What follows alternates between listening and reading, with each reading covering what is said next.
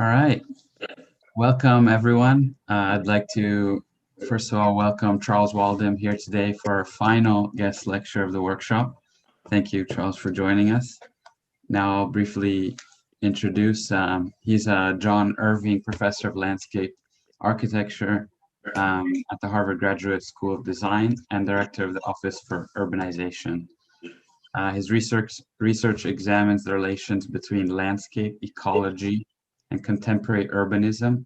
He's been a prolific author, editor, co-author of numerous books and articles on these subjects. This past year, he's taught a studio at Harvard called Shading Sunset, Reimagining the Streets of LA for a Warmer Future. This extends his recent research with the Getty Institute on the work of Ed Ruscha, and I look forward to hearing more of this today. Hope so.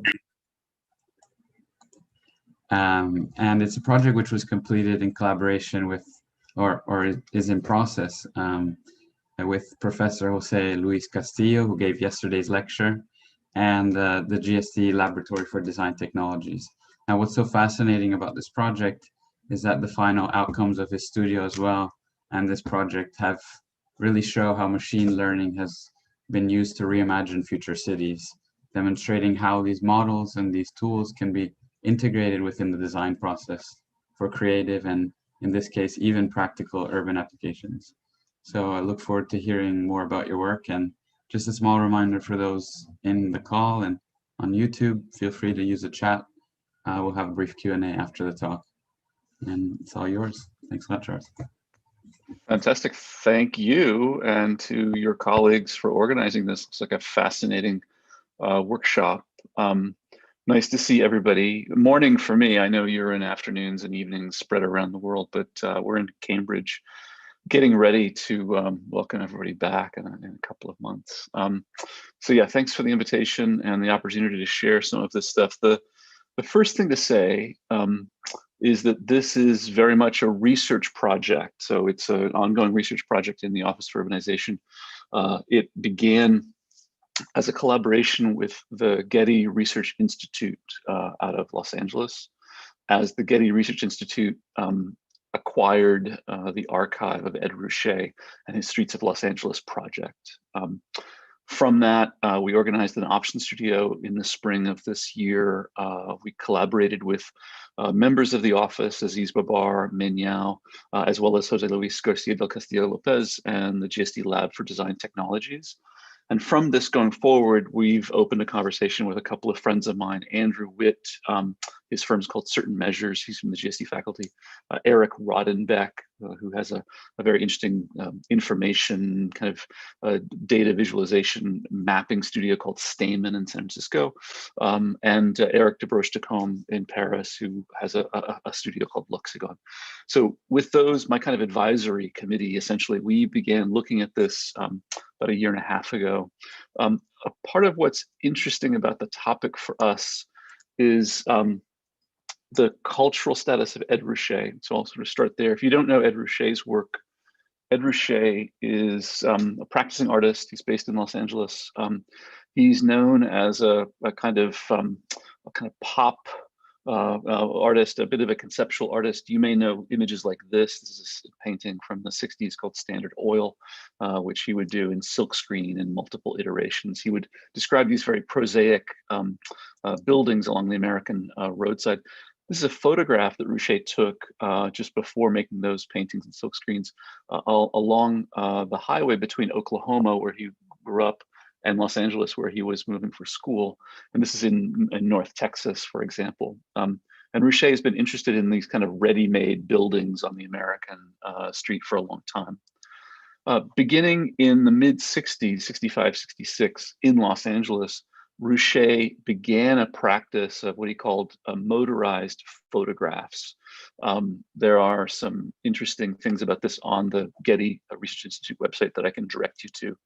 What he was doing in this period of time, as you can see here, is mounting a camera on the back of his pickup truck, and with his studio crew, they had rigged up an automated shutter mechanism so as to expose film in those days on a regular basis with the movement of the car. And in so doing, they were able to document over the course of time the streets of Los Angeles by virtue of their facade elevations. Ruche continued this work in '66 with the publication of Every Building on the Sunset Strip, which is an art book. It's a fold-out book in which you can see here these long elevational photographic strips he's assembled as a part of his practice. So Ruche is interesting because he's got a fine art practice. You know, he's making painting. He's a kind of conceptual artist associated with the pop sensibility. He's also what's described as a kind of deadpan pop artist. He's just describing things in a kind of factual way as he's finding them. And in photography, he's found this practice of photographing the city beginning in 1965, 66, all the way through to today. It's an ongoing project. Part of why Ruche's work is interesting for us is the architects and urbanists that looked at the American city in this period of time. This is, of course, Denise Scott Brown. She brought her students, along with Robert Venturi from Yale, out to Las Vegas. They first landed in Los Angeles. They met with Ed Ruche in his studio. They saw Ruche's elevational photographs. And then they publish, Scott Brown, Venturi et al., they published Learning from Las Vegas, right? So Learning from Las Vegas, coming out in the early 70s, essentially describes a Ruchean gaze. This is of student work of Las Vegas, but you can see in the caption at the top left, it's a direct quotation of the kind of Ruche elevational method, right? So we could also say something similar about Rainer Banham, British architectural theorist and historian, in his Architecture of Four Ecologies, and in his short film on the BBC, Rainer Banham Loves Los Angeles. Banham was deeply interested in Ruche and Ruche's image of the city. So Ruche's been doing this for a long time. It's ongoing. The Getty Research Institute recently acquired his archive, all of this material, thousands upon thousands of images. And there are a number of interesting qualities about them. Many of these images have been geolocated. Many of the objects, texts have been pulled out. And my friend Eric Redenbeck at Stayman has worked with the Getty to do quite a lot of that work. There are, of course, a number of other things available, but what we were interested in primarily was the work of Rafiq Anadol. I'm sure that you guys may have seen this work now, over a decade old. Rafiq Anadol is a media artist. He's on the faculty UCLA, among other things. And he's produced what he refers to as machine hallucinations. These are images, for example, of Stockholm's inner harbor. In his case, as opposed to Ruche images, he was scrubbing these from publicly available social media sites. These are multiple images of Stockholm's inner harbor, then processed through a kind of general adversarial network process, a style GAN process, if you will, to be able to then produce these alternative images of Stockholm that don't really exist, but come from the same visual DNA. So a kind of deep fake, but of kind of the architecture of the city.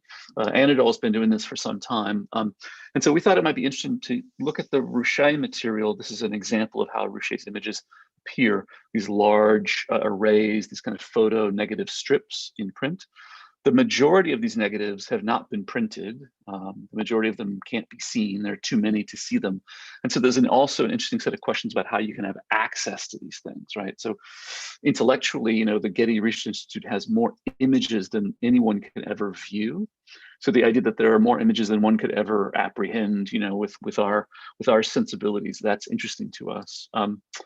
We're also interested in the idea of extracting from these images, having thousands of them, extracting something about the genetic code of Los Angeles, right? Apart from individual building styles or individual, architectural sensibilities, the idea that we might be able to extrapolate something distinctly Angelino, but equally the idea that if we were to be able to do that, we could project forward tendencies in time and imagine what a future Los Angeles might be like.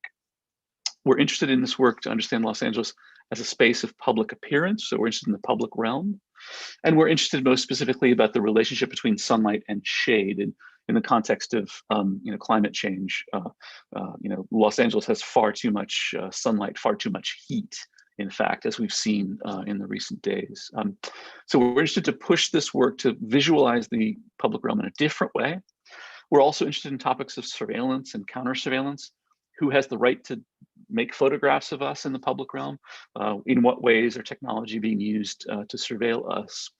Of course, because these photographs have been made along Sunset Boulevard and other boulevards over the course of time, we have photographs from 65, 73, 85, 95, 2007, all the way through like last week. And the fact that it's an ongoing project is interesting to us. At the heart of the workflow was we built a workflow with the colleagues we've been collaborating with to try to use this style-GAN modeling to begin to produce alternative images from the same data. We also did some depth map work to understand solar performance relative to depth map and a range of other things. And we were also interested in the idea of the ubiquitous availability of Google Street View, right? So the students had access to Google Street View in addition to their own work. And then at the far end of that spectrum, I don't know if you guys have run across the work of Trevor Paglin. Trevor Paglin is a photographer who works with a variety of media, and he's interested, among other things, in the limits of visibility. So Paglin has been for the past number of years trying to photo document NSA surveillance sites and CIA black sites. So there's a kind of critical cartography kind of political project. And Paglin's photographs I'm interested in because they reach the kind of limits of what's photographable or what kind of evidence we can find. Prior to the studio, beginning last year, 2020, in the office, working with Jose Luis, with Aziz, with Nono, with Sue Kim, and others, we began to put in place a workflow. We typically do this before studio so that we know, essentially what we're up to. And this is a sample of these kind of deep fake alternates that we begin to develop in our own work. In order to do that, one of the central challenges was that the work depended upon having access to the material. And in a minute, I'll run you through this website that we built. This is an inward-facing website just for our work.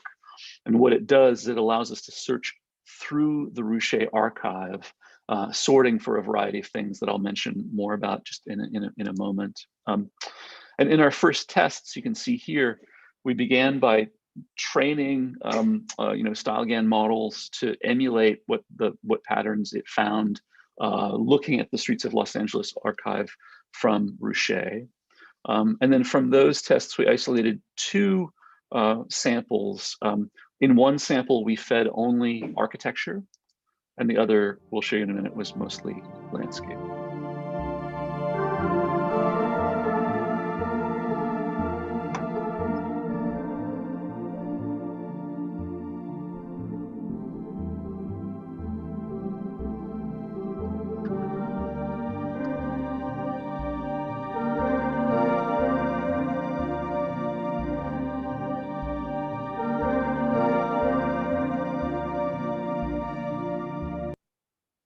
So while we don't want to make great claims yet about that work as a workflow, we're more interested in it as a process. But hopefully what you can see there is the desire to be able to distinguish some architectural character, something distinctly Angelino or something distinctly Sunsetian about Sunset Boulevard, and from it to generate some infinite array of potential Sunset Boulevards or every possible building on the Sunset Strip, let's say, as a kind of response to Ruche.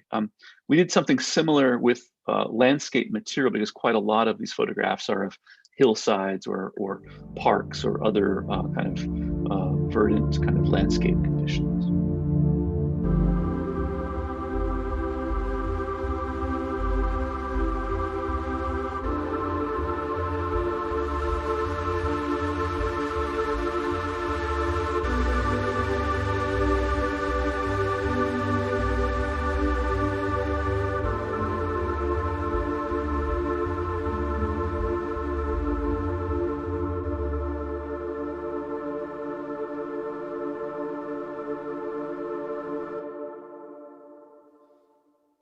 So part of what's interesting for us there is, the emergence and disappearance of those vertical elements that characterize the street.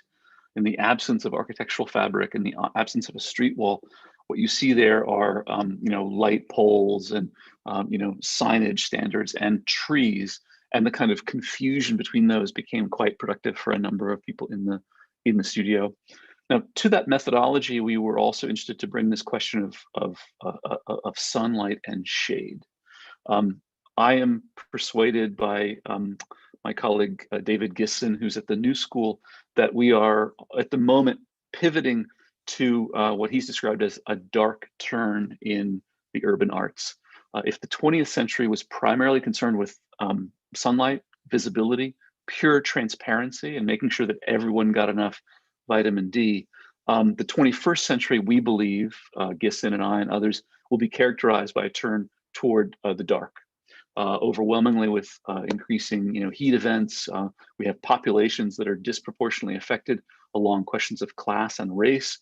Heat events are among the most fatal events in weather anomalies in the US, and with increasing temperatures and with climate change globally, we're seeing more and more of these. You've seen in the past week, the Pacific Northwest has hit 112, 117 degrees Fahrenheit, and that's going to be more and more the new normal. And so as opposed to providing more and more sunlight for people, the urban question is mostly about how can we provide shade and cool people. Now in Los Angeles, there has been plenty of shade, but disproportionately distributed to those that have some wealth. So the private gardens, the private automobile, the tree canopy, overwhelmingly all the evidence suggests the tree canopy is easily correlated to wealth. And therefore people that are in vulnerable situations, especially people of color, communities of color, are disproportionately affected by, especially populations that are taking public transport, who are subject on a regular basis to the kind of heat event of Los Angeles. We're also interested in how that performs a kind of theater of the public realm, and how the dominant landscape element in Los Angeles, the iconic palm tree, does almost nothing. There's very little relief from the palm tree by way of shade. And on a regular basis, you see scenes like this where people are waiting for the bus, standing in really brutal heat in the context of a heat event, shaded only by, in this case, by the street light or the signs. Recently, Mayor Garcetti has appointed a chief design officer in the city. And we've been working with Christopher Hawthorne, who was formerly the LA Times architecture critic, in that role. Christopher Hawthorne has launched 2 initiatives here. The first is a new competition for a new street light in Los Angeles. So that's interesting to us, the idea of darkness, shade, shadow, and light.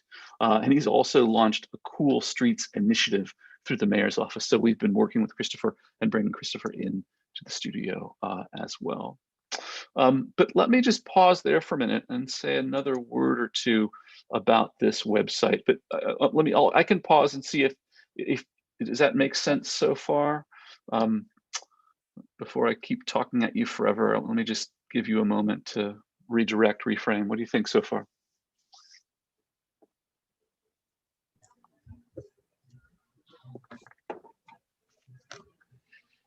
I think that this is great so far. If we have any questions. Cool.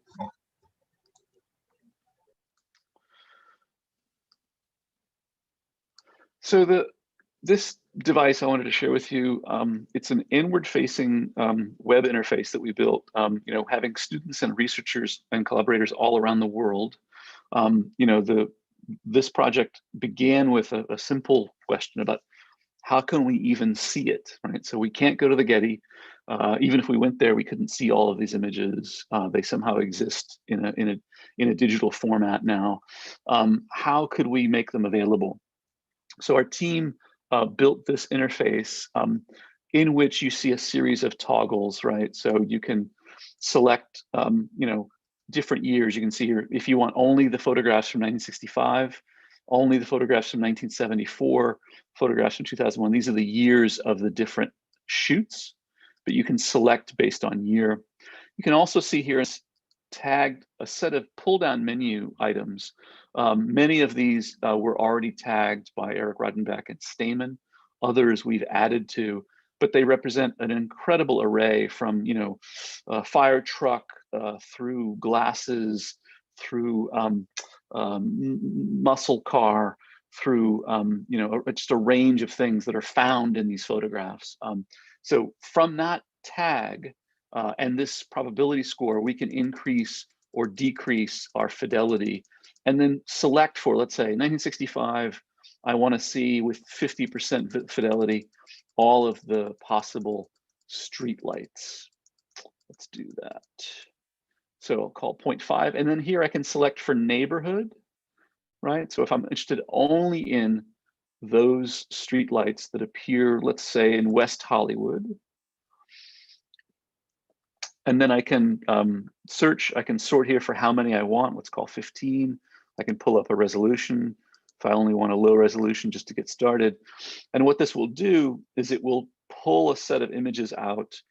In this case, if I'm too selective, maybe I want to select all the years to be able to capture more, and then it'll pull up a representative sample set, right? So this allowed us as a research team to get up and running, and also then allowed the students to be able to sort and make choices as they began to build their StyleGAN sets. Maybe the next thing I could do is I could just share briefly a couple of examples of student work. Would that be interesting? So as I mentioned, this is an ongoing project, but we did have this studio this past spring. And so what I might do is just, I can show you a couple of examples of that work. So the first of those is the work of a landscape architect called Michele Turini. So let me get my window sorted here.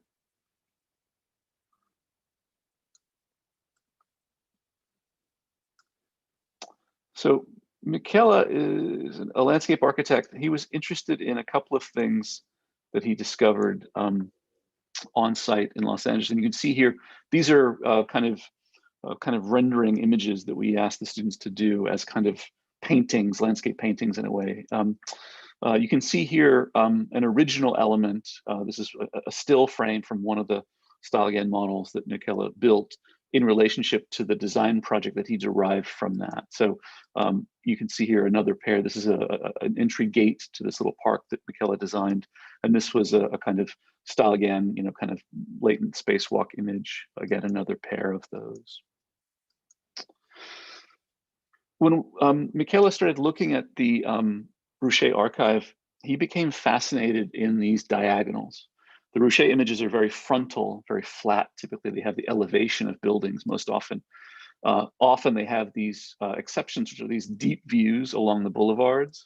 But they also have a number of conditions like this, where the gridiron is not straight, and you get these long diagonal views. So he began sorting for those places. Michele was also interested in this tradition in Los Angeles of the red curb. So that red curb appears in the color photographs. At a certain point, Rouché started making color photographic images. And then Michele curated a series of sample sites along, you can see here, the location of all the buildings that Rouché photographed over the years and Michele's sample. And you can see here the images from that latent spacewalk that helped Michele to develop. And you can see him here in a kind of unrolled kind of facade. In this one particular site that Michele found, there was this rail line that was a diagonal that cut through that was sort of redundant. And he developed this as a kind of interior, a little pocket park to relieve some cooling off of. He's interested in these little cut through alleyways and what we might be able to do by way of kind of design language. Yet a couple of precedents, as all the students did in the studio, for what they might be able to do in terms of landscape. And here's a kind of axonometric view, kind of isometric view that shows that little pocket park that he designed. Another way of entering that work that might be interesting would be just to look at the StyleGAN modeling that he did.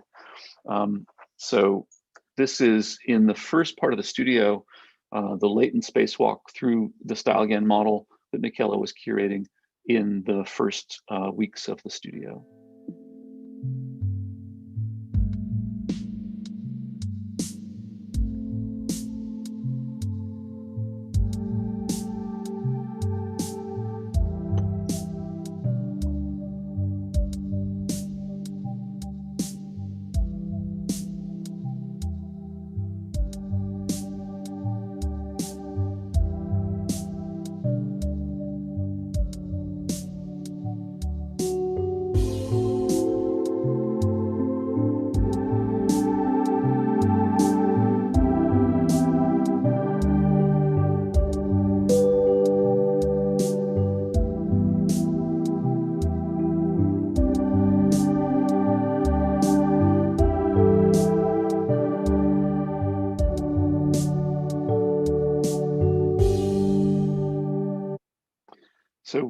beginning of the studio, Michele was interested in those diagonal views, and then he trained the Stalgian model he developed with images of those diagonal views.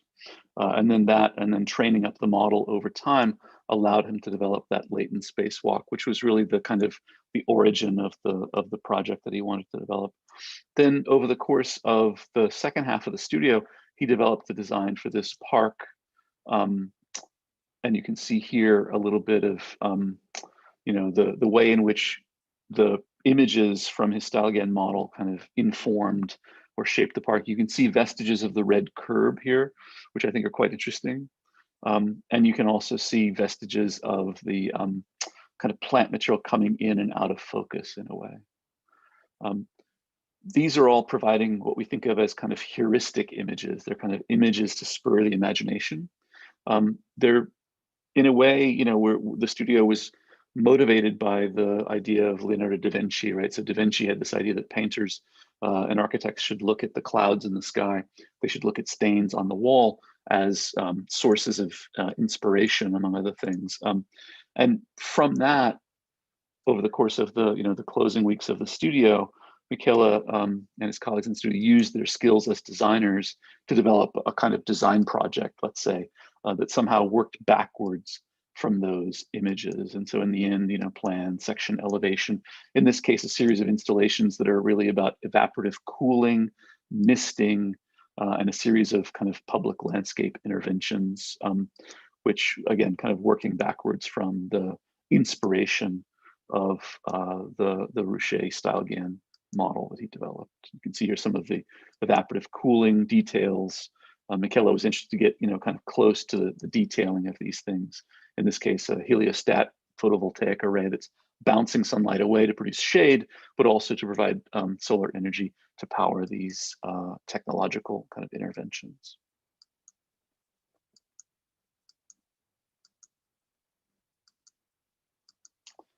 So let me pause there again and see that makes sense. Maybe we should chat a little bit now about the ideas here. Maybe we can answer your questions. What do you guys think? Yeah, that sounds great. Thanks so much for sharing that. And it's great to see one of the projects developed in the studio.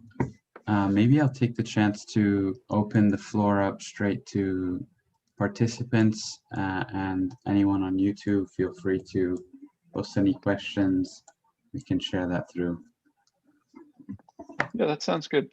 I want to mention two other resources that you might want to be aware of or keep, have a look at. The first is the GSD and Charles Safea did a nice little kind of interview, kind of review about the studio that covers quite a lot of this material and is available through the GSD website, and I can put that URL here in the chat so people can see that. And the second was Eric Rodenbeck, my friend who Studio Stamen in San Francisco, worked with the Getty. He also has a blog that Stamen puts out, and he and I engaged in a conversation about this work a couple of weeks back, and so that also might be an interesting resource for people to have.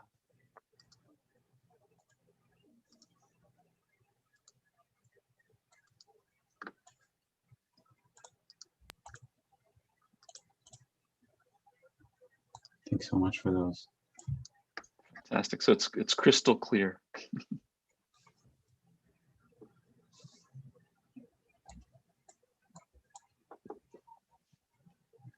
Maybe I can kick it off with a first question. We can take some questions after. I guess I wanted to maybe start off relating with a question which has to do partially with our workshop, and it has to do with whether or not you think these architectural, urban, or landscape, generally architecture, urban, or landscape design processes could pass what we call the Turing test. Now, I'm not sure if you're familiar with the Turing test, but we framed our workshop around this question and whether this machine's ability, if machines can demonstrate an ability to replicate or have an indistinguishable form from human abilities, let's say? Sure. Yeah. I mean, I think it's a great question. I mean, I like the ambition of the question. I think it's one of those fundamental ones that it's good to kind of frame big ideas around. So yeah, of course, the Turing test has been a fundamental kind of gestalt for some time. From my point of view, the short answer would be no. I think the way that I think of this work is really in a way automating and accelerating the faculties of the architect. So it's not as though this material can replace or stand in or be mistaken for the faculties of the architect, the very human, the very specific cognitive and experiential and cultural experiences that we all have. It's not that that machine can replace us or be mistaken for us. Rather, it's that we can use the tool to accelerate those faculties. My colleague Aziz Babar, who did the IMDES technology track and was employee number 2 in the office and is responsible for quite a lot of our digital workflow, he argues, and I tend to be persuaded by Aziz's argument, that this is really shifting the role of the architect from image production, which it used to be historically, let's say, toward one of curation, right? So I can use a crude example, right? So when I was in architecture school a long time ago, pre-digital, we used to build models by hand, right? That was we cut chipboard and X-Acto knives, and there was a physical labor of building models. And along comes digital media, and one of the first, the easiest, lowest bar of entry was, laser cut template model pieces. That was obvious. And of course, some of our old fart faculty colleagues said, well, no, if you're not cutting the chipboard, you're missing out on something fundamental. Most of us kind of rolled our eyes and said, no, I'd much rather have the machine up all night making gaskets and chipboard that I can build a model from, right? So that's an early example. But now we have many other tools that can help to essentially, automate things that used to be, skill sets of the designer. And in this case, whether it's model making or drawing, the ability for the machine to accelerate and multiply the number of images, it's more efficient for our time. So our time as a designer moves from cutting chipboard or making individual drawings or making multiples of drawings. We're now training a machine to be up all night making drawings for us to look at the next day. And in that notion of curation, it's central to Aziz's idea, and I'm persuaded that in this kind of work, it's the role of the architect as curator, right? Training the machine to produce options and then to interpret those options is where I would start. Thanks so much. Do we have some other question, Carlos or Faye?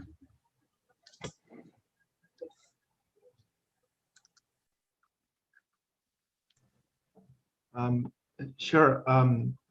Good morning, Charles. Thanks for this very interesting lecture. Yeah, it was really great to see all these this great archive of Ed Ruscha's photographs. It's amazing, and I think I've seen a couple of initiatives like that in Los Angeles, like from Getty Museum.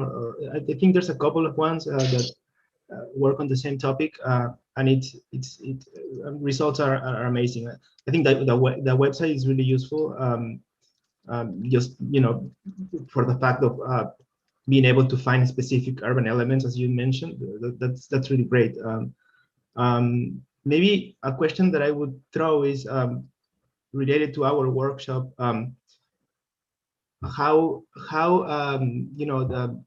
was the work of your studio students when they produce these Stallion images? More or less, what was the approach for getting these to inform their architecture? Thanks, Carlos. Yeah, it's a central question. You mentioned the Getty work. I put in the chat also. The Getty has both at their site access to the Ruscha material. There's also this website called 12 Sunsets, which was a part of the work that Eric Rodenbeck and Stamen did for the Getty. And it's an interesting, it's a good way to enter this conversation for people that want to learn more. And you can learn, I think, quite a lot about this from those sites that the Getty Research Institute have mounted. The Getty have invited a number of art historians, architectural theorists, and the like into conferences. So for the past year and a half, there have been a number of those we've joined. And while there are other groups in other places around the country looking at certain historical aspects, architectural historians, urban planning historians, art historians, architectural historians, our role really was to be the one group that was looking kind of to project alternative futures, right? So we were really charged with like thinking about the Ruchet archive as something productive, right? And I would start to answer your question, Carlos, there, which is, the architect, as always, we begin a project with a paucity, a scarcity. We don't have enough images. By the end of the day, my argument is that we need a surplus of images. The more images we can produce, the more images we can see and curate from, the better our decision-making will tend to be. And so we begin with the idea of, on the one hand, more is better. On the other hand, for the students, as you mentioned, where to begin? Ironically, in spite of using, machine learning, we collaborated with Runway ML on this, and they were very helpful partners. In spite of all of that support, and in spite of the idea of machine learning, in fact, it requires quite a lot of decision making on behalf of the architect. And we saw this in the studio, that if students, or if we in the office, if we brought a very narrow, sharp question, we got much better results. So I showed you Michele Turini. He was interested in the red curb and the deep diagonal cut, and those two things got him to something spatially very specific. For others in the office or in the studio, if their tendency was to try to capture everything, some people wanted to get more. The more images they gathered, the more muddy or the signal got, the more noise they got, basically. And that was an interesting learning experience for us. So we didn't have the benefit of going to Los Angeles, of course, because we were in lockdown. We were all around the globe. And so our site visit began on Google Street View and reading and having a number of seminars to present information about Los Angeles. But what's interesting for me about machine learning is that if you talk about the city and these techniques, often there's a conversation about surveillance and anxiety about data and whose data is it, and it's very much a kind of paranoid question about, well, who's got information about me. And what I liked about this project is that it's not about that. It's an elevation, an historic photograph, and therefore we can ask more precise kind of architectural questions. Having said that, what I like about this approach is it really draws upon the individual experiences and, let's say, the talents or the skills or the sensibilities of the designer. Because everyone in the studio could look at the same latent spacewalk or the same Ruchet images and see something completely different in the way that Da Vinci, Da Vinci's artists would look at the clouds or the stain on the wall. They would see something completely different. So it places a real priority. This acceleration of images, the explosion of the number of images actually places a greater emphasis on decision-making. And in that regard, what we found was that those designers that brought an architectural question, right, or a spatial question, they tended to get a spatial response or result.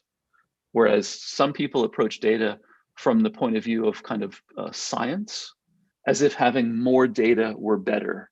That's another reason I like this interesting line of work, because when we talk about data and we talk about design, often there's this confusion about the relationship between science or empirical observation, testing, what's true, and design.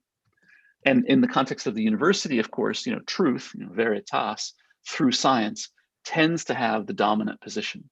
And in that regard, design can often seem to be like suspect, like how do you prove something is of value? On the other hand, we're interested in design because it's, by definition, exceeding the ability for science to predict. So by definition, science is very good at using data to describe or account for what already happened. It's terrible at telling us what we should do next week. It's very bad at predicting, optimal outcomes, right? So in that regard, those people that came into the studio from a kind of science or technology background who wanted to have everything to be true, they found it very difficult often because it wasn't immediately obvious. Ruchet wasn't telling us what to do, and the overwhelming volume of information made it very difficult. However, those that brought an eye, who brought a sensibility, who brought experience, they tended to have a question which was more architectural, let's say. And they ranged from questions of, facade typology. They ranged from questions of shade and shadow through, the diagonal that Michele was in. They were all over. Some dealt with billboards and the history of signage in Los Angeles. Others dealt with the homeless and providing shelter for the homeless. So there were a number of different topics, but those that brought a clear question tended to find much better responses. Does that answer your question, Carlos? Does that get at what you were interested in?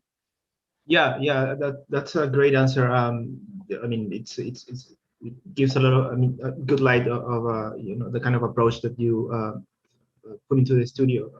And I think what you said is very true. And we were speaking about this in the past days, in which we are now sort of curators of the the data that we throw into the models. And also there's the topic of the bias in design and the aesthetics that we're producing. And of course, it happens when someone goes into the studio with searching for one specific result, you will find something in that road. And I think it's good to recognize that machine learning is a tool for us. And apparently it's working.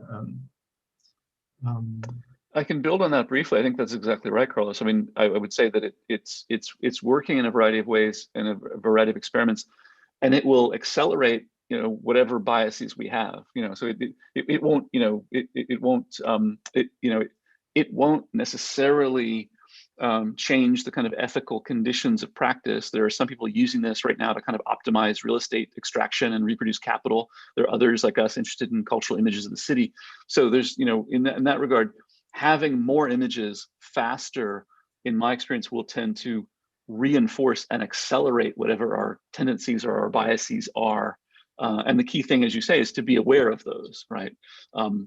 That's also one of the topics I find interesting in this area of work, is that so often when we talk about data, we talk about big data, we talk about the city, we tend to think about the whole thing. And we talk about, smart cities and all of these kind of failed attempts to try to, if we could just capture all of the information, we could somehow make better decisions. And the history of design shows this is absolutely a kind of fallacy. I've been interested to reread the history of design thinking and topics of design science. You may have seen that the GSD is now searching for a professor of design science. There's a lot of interest these days in the GSD and going back to the history of design and design science and the relationship between design and science. In this regard, I've been rereading a book called The Sciences of the Artificial. The Sciences of the Artificial is a book from the late 60s, written by an economist.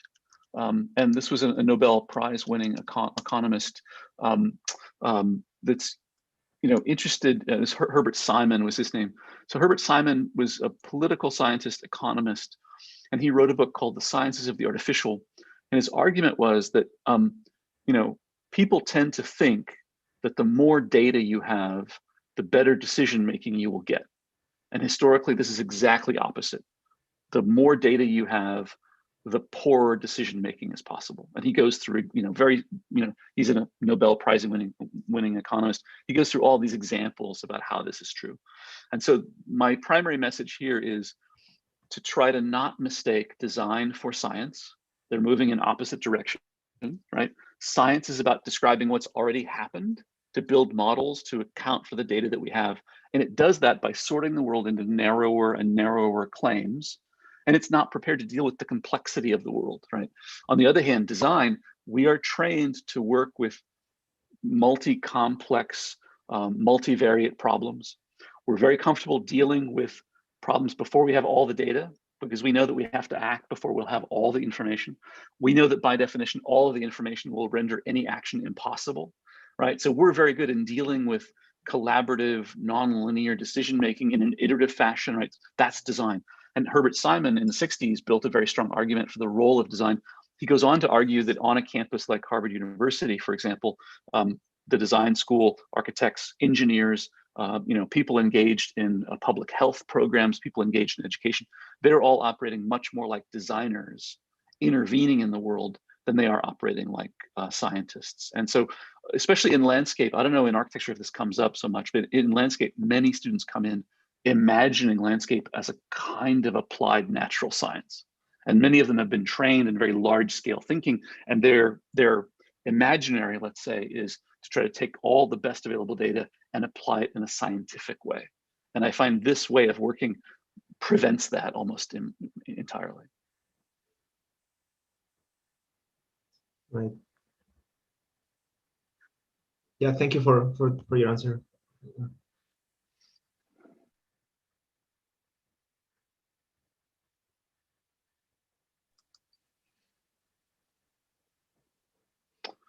So we've got a couple of minutes. I could show one more project, or we can engage in more conversation. What do you think? Which would you prefer? Unless we have any more questions, I think we can go ahead with one more. I can show you one more example just to expand a little bit the range of the conversation. All right. Click there. When I was teaching every day, I was faster at all of this. I've forgotten.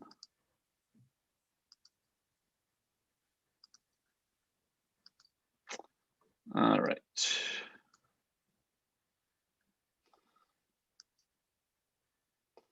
So this is a project by Alejandra Avalos Guerrero. Alejandra is a very talented architect, and she became interested as we did this Google Street View walking tour that quite a lot of the Ruche images were of these on Sunset Boulevard. On the north side of Sunset Boulevard, these exposed kind of natural hillsides, right? Alejandro found this curious because, this is, Los Angeles is, the second largest city in the country. It's one of the wealthier cities. This part of the city especially is quite prosperous. And because of the topography here, over the years, the city has been built up and has just left some of these under-improved or just slightly retained hillsides because of the enormity of the topographic challenge. So she, again, because she brought that interesting, curious question, she found in Ruche all of the photographs of what she began to refer to as mountains. And there are, hundreds of them. And she began to curate and train a StyleGAN model with those conditions. Some of them are retained for houses above, some include stairs. Some of them have, I love this image, the kind of billboard, this kind of fantasy LA image in front of this abandoned hillside. Some of them have buildings up against them. And so she documented here, you can see dozens of sites that she documented. And she divided them into two types. Those that were so-called on Sunset Boulevard. So directly, you can see here, there's a hillside, there's a sidewalk, and there's a street. And it's a very perverse condition, it's somehow surprising. But what's interesting about it, and what Alejandra found was, it's very typical of Sunset Boulevard. It's very specific when you see this condition. The second typology she found were those that were not on Sunset, but were behind Sunset Boulevard. So there was a level of buildings, strip centers, billboards, etc. She developed for that a program of what she called spontaneous gardens. She was interested in the work of Gilles Clément, the French ecologist and landscape designer. And she said, well, could we treat these hillsides like Gilles Clément's spontaneous gardens? She read into the history of the so-called cup garden, the kind of, the garden that mimics the world in miniature, and a variety of landscape techniques that she found as precedents. She looked at the ha-ha, which is this British device for keeping the landscape image clean, but the livestock off your lawn. She was interested in plant material. As an MArch too, she got deep into the weeds about the plant stuff, which was quite interesting. Found a kind of material palette here, Torrey pines and desert willows, and populated them with raccoons, animals, flora and fauna. And you can see here, she chose two sites to develop these two gardens, two prototypical sites. And you can see, did kind of beautiful kind of detailed drawings for those, one on Sunset and the other one not on Sunset. And I can show you the kind of images that she was deriving from the video work that she was doing. That might be helpful to understand as well. So one of the interesting things about the video work was that because the style again model wants to work in square sets, we were taking what had been, Ruche format photographs, putting them into square sets for style again model training, and then back out. And so in this case, Alejandra's style again latent spacewalk for the midterm was all still in the square format before she unpacked it. She liked the vertical proportion of it as well, I think. In this example, you can see how she's training this model with all of the mountains, all the hillsides, and therefore it derives a kind of language of hillside that's specific to that project.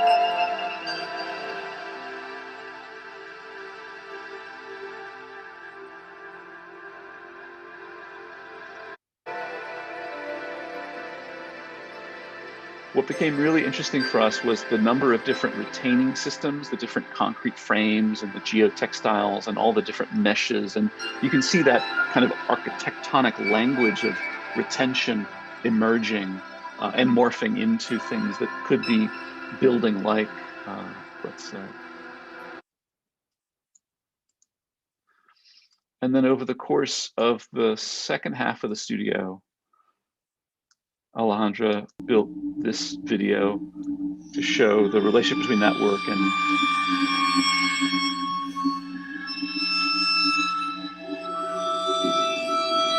I can't really tell you much about her selection of soundtrack, but it was very a specific choice. Let's put it that way.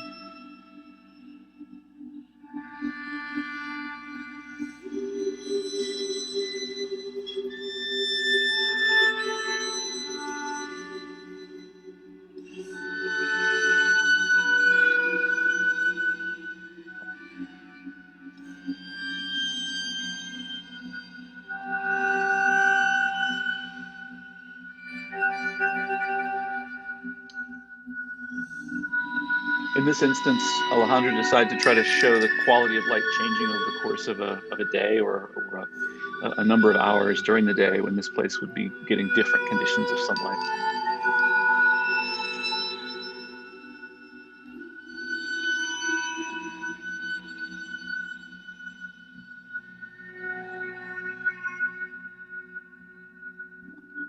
Then this is the second site, which is not on Sunset, which has more depth behind it, more space behind it.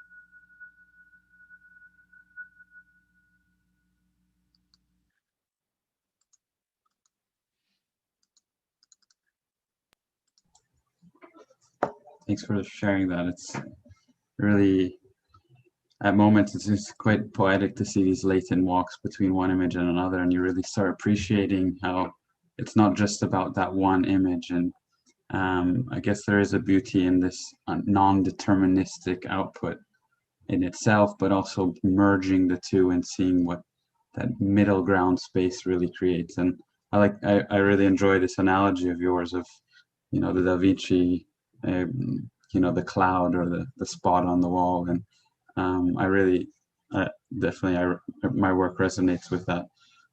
I wanted to ask you a question maybe about the creative process, because we're talking about, in this case, at times, the discussion really leans towards machine learning as a tool.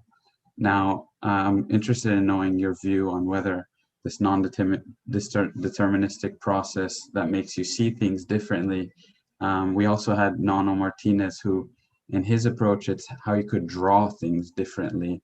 So he uses also style again to create these like flowers or through his different sketch outputs.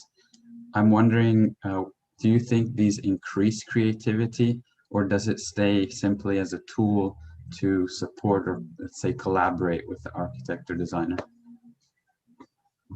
Thanks for the question. I think it's a smart question.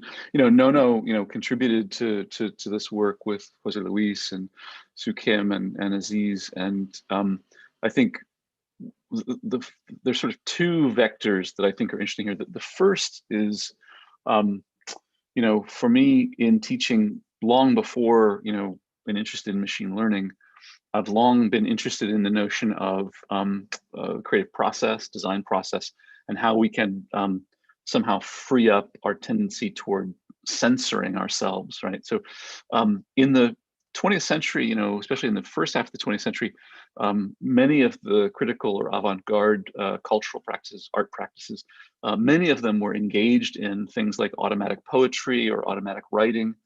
Many of them were, techniques of drawing that were meant to be using automation to distance authorship, right? So I'll give you one example.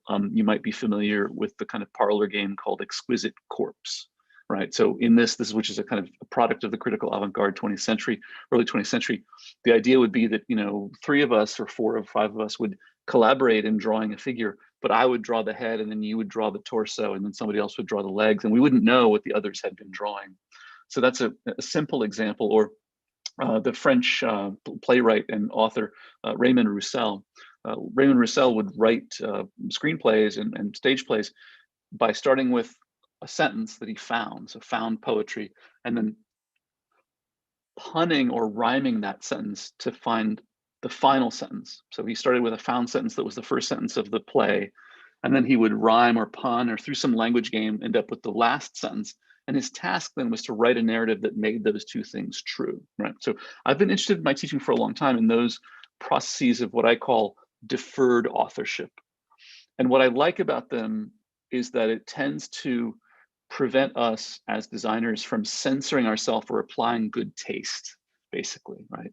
In a place like the GSD, especially, we can often, before we even have an idea manifest in material terms, before we've written the line or before we've made the drawing, we can already be talking ourselves out of it as though it's inadequate or it doesn't have the right information or we don't have the right alibi for it. And in my studio teaching, I often have tried over many decades to separate those two acts, the writing and the editing, or the drawing and the curation, right?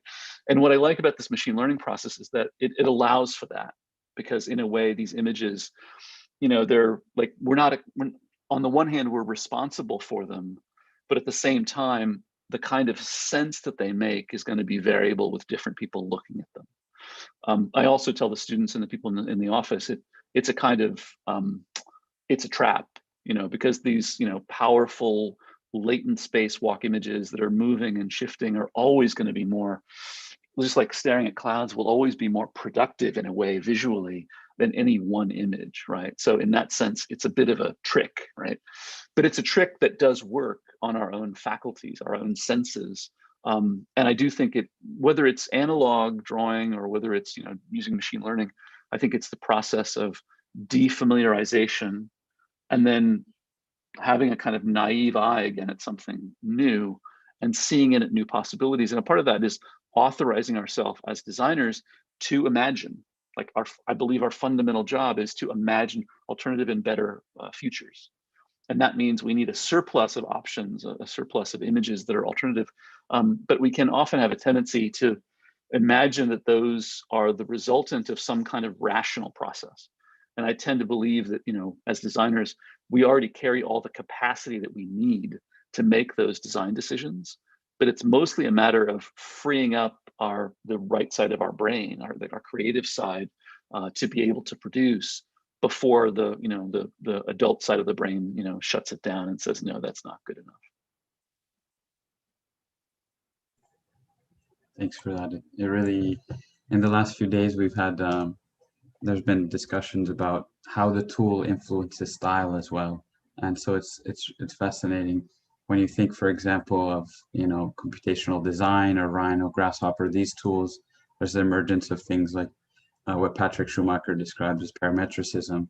So I wonder if within this creative process you're describing, whether or not, what is the future? Is the future an aesthetic or a movement in itself of machine learning aesthetics, or do we cut the line and say, as designers, we have this agency to extract these forms of your own interpretation and not fall into that trap?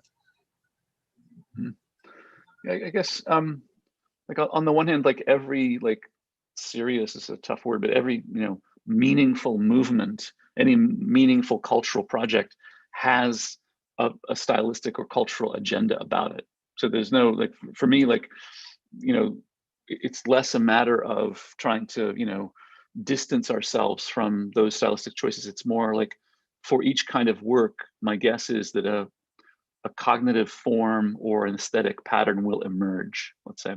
So my friend Andrew Witt, for example, he's very interested in architectonic languages, especially classical orders, and training a machine to understand the logic of those classical orders so as to be able to reproduce those. And as we've seen, there have been a number of examples doing something similar with respect to room layout or apartment layout within a building footprint. Like those kinds of studies I think are fascinating. And I think as they become more and more common, as these tools are more and more distributed, they become more and more normative, I think we'll see many, many different aesthetics. I think many, many different approaches. Some people will be using it for good, others for evil. As the tool becomes more and more ubiquitous, I think it'll be less and less like, oh, I've got this new tool. And it's more like, well, okay, what are you doing with the tool? And in that sense, I think at the GSD, we have a cluster of people interested in this, Jose Luis, Andrew Witt, myself, others. And I think it's still very early, but I'm interested to see how that shapes a kind of cultural project or a discursive project going forward. But my guess is we'll see more and more of this, and our anxieties about the look of it, I think, will tend to fall away as it becomes normalized. Like right now, I'm trading a little bit in the fact that the Anadol work is out there, but it's new enough, and I can then make some project with it in design. But in 10 years, these things will be so normative. I think everybody will see them, and they'll no longer have that friction. Thanks so much, Charles. Maybe we'll have one last question if anyone has one. Then we can move on to final presentation.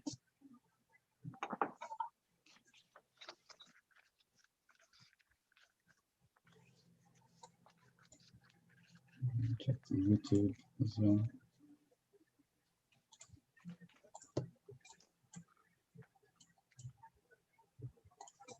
Fantastic. Well, thanks so much for your hospitality. Thanks so much, Charles.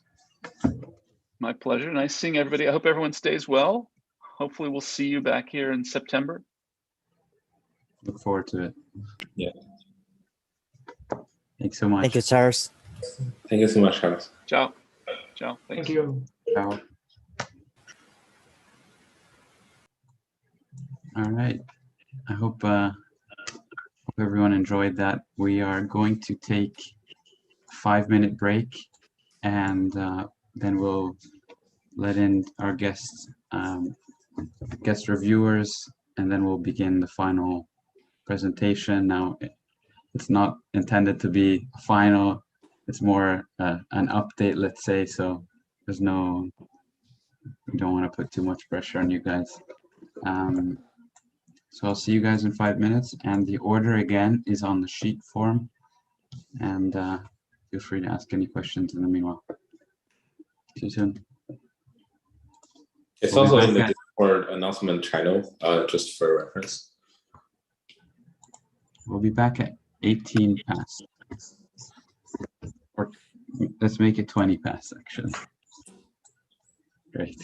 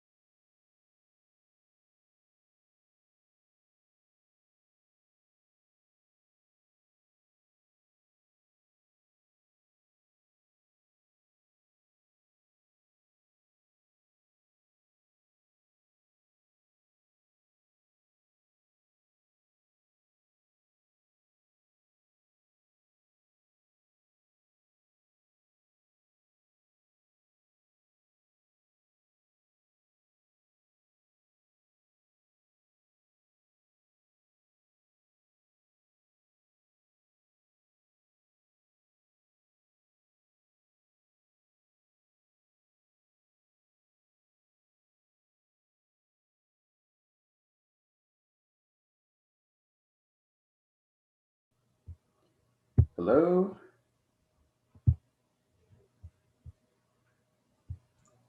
Hello.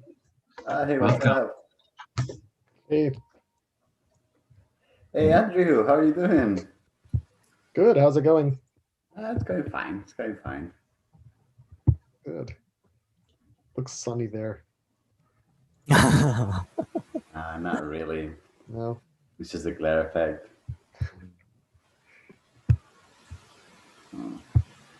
You calling in from Cambridge? I'm in DC at the moment, but Look at you, fancy. I don't know. We've been down here actually for the last year, so coming back to Oh. Cambridge in another week or two. Well, I'm so sorry for you. Cambridge is the exact same thing. Here it's been a little warm up there too. Yeah, it's kind of warm. It's been warm the past 4 days. It's very cold today, actually. All right. I think if everyone is back by now, it'd be great to get cameras on. It's always good to have a two-sided conversation. Just a heads up that I may need to drop at 11:30. Really fine. And maybe for those on YouTube, just a reminder, Jose and Andrew, this is live on YouTube. And I'll just give a brief introduction of what we've been going through the past few days, and then we'll kick it off. And if you guys have any questions along the way, feel free to ask, no problem. All right, so we carried out this workshop this week on machine intelligence and architecture 2.0, the architecture Turing test. It's really a continuation of Jose Luis's work from last year. So we're really excited to continue this project. And we've really had an exciting series of guest lectures, all kind of GSD based in a sense.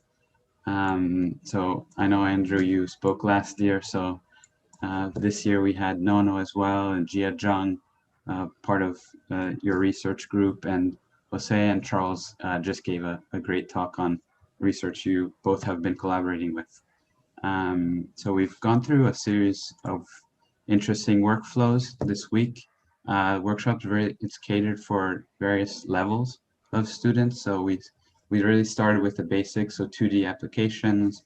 We use Runway ML, so we are introducing the latent spaces and generating images or latent walks. So students generated their own data sets and their own latent walks. And then on day 2, we introduced 2.5D workflows, so looking at stacking these latent walks and generating 3D outcomes. And the third day was using a 3D data set to explore 3D GAN and its applications. We asked them to try to come up with some sort of narrative to combine it all. Now, I would premise that we had 3-day workshop, so the working time was on the limited side. So some of this work is all of this work is in part a work in progress, and they do have another, let's say, day and a half to finalize for a final digital futures exhibition and web-based exhibition we might host. So any feedback for them might help those who wish to continue on it. Briefly for the students, just to briefly introduce, you all know Jose, and let me just briefly introduce Andrew. So Andrew is an associate professor in practice in architecture at Harvard Graduate School of Design. He's teaching and researching on the relationship of geometry and machines to perception, design, construction, and culture.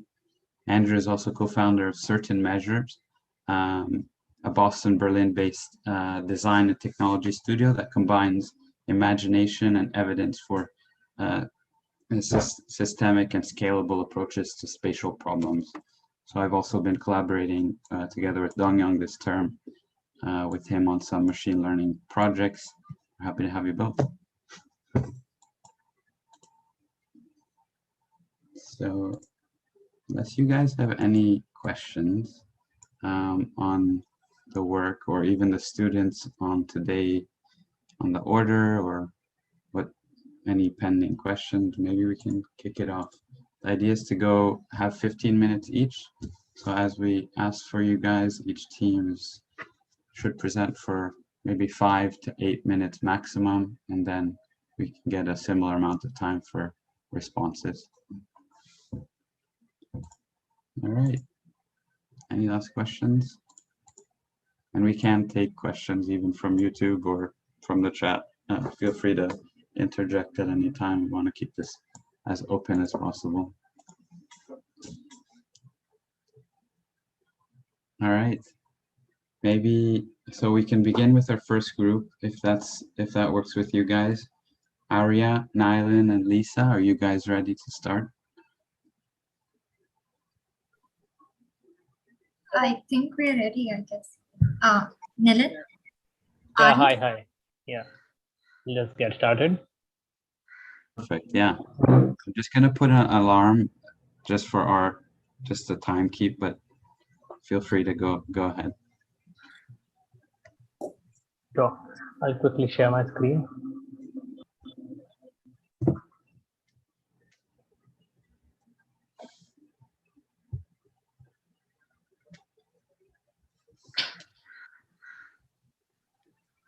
Yeah. Great. So we started with the idea of, so we had really diverse data sets, the three of us. Lisa and I were looking at paintings of landscapes and cityscapes, while Nilan had a really contrasting data set of computationally designed objects. So we thought of actually comparing the two into one sort of presentation, where we decided to follow the idea of aesthetics between object and art, and juxtaposing them to see what kind of results do we get. So that was our topic that we decided to move forward with. If we could go next, Nilan. So these are the two data sets. On the right, on the left side, there's this really futuristic sort of geometry, and on the right side, there are impressionist paintings of landscapes. So would you go next?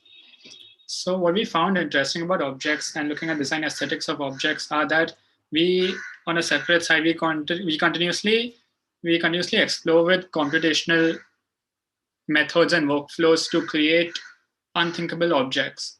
So each object, if you see out here, object 1, 2, 3, 4, 5, each of it has a separate computational workflow that is used to design it.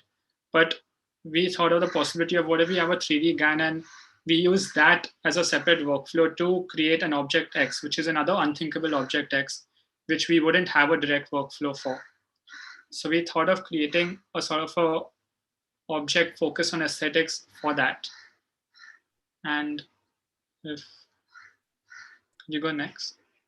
If you want to add something, Nilan, please do. Yeah, sure. So, like Arya mentioned, like these were really contrasting data sets, and we were initially trying to find a fusion between these two. Maybe just combining the two data sets and just maybe trying out if the landscape can just dominate these objects, and like maybe there's some merging happening. But then eventually we landed with the idea that it can be a really contrasting idea, and the object can be explored in a way that it stands out in a landscape. Maybe like we decided to call it a alien landscape for our exploration. So this was a data set we had for the training purpose. And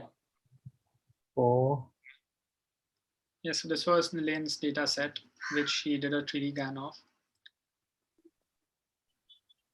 And we the plan was to just explore on these objects and have the landscapes, have the data sets of landscape as a material or even shaders for these objects in the foreground, and the latent work of cityscapes and landscapes can be in the background. And so yeah, Nad, you play it? okay, yeah. So this was the initial study we did with the geometries we collected for the data set. So this was the very first time like we did the 3D GAN training. So like we weren't sure of how do we just fit in the geometry. So like this was the initial attempt, and like we have a much clearer idea of how do we curate the data set further. So yeah, this is how we are going about it. So it's just a work in progress so far. Sorry.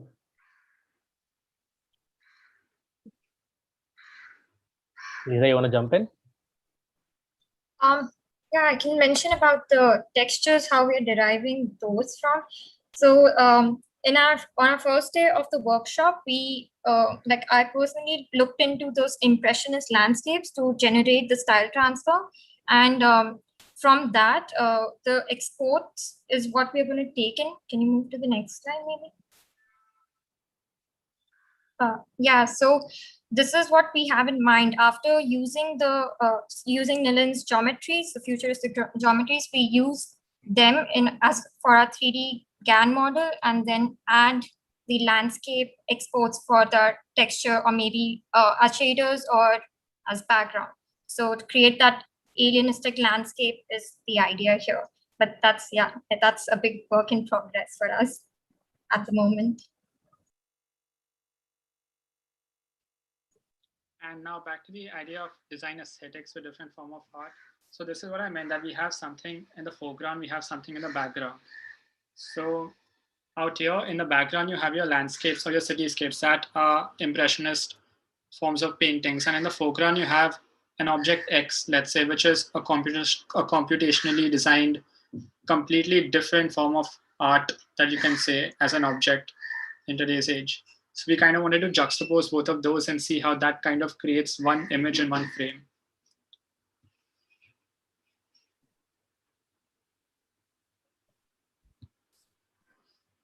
So this was like a reference of having a very alien object within a digital landscape.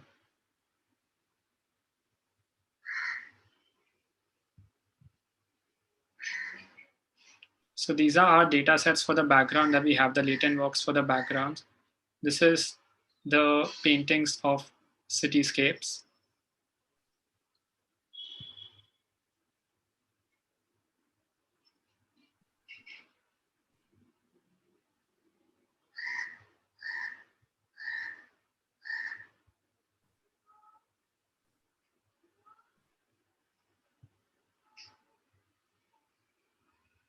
I think we can move next. It's lagging a bit.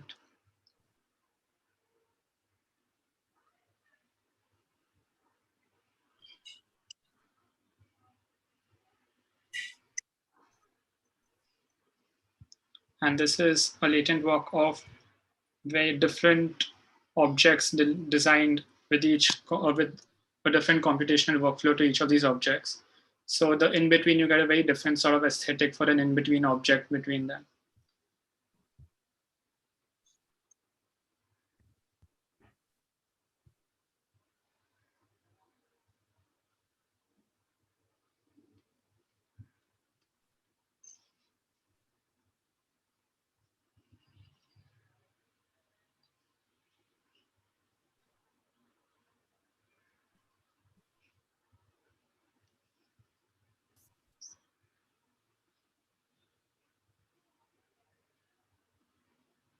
I think the biggest issue we have had so far is with the 3D training.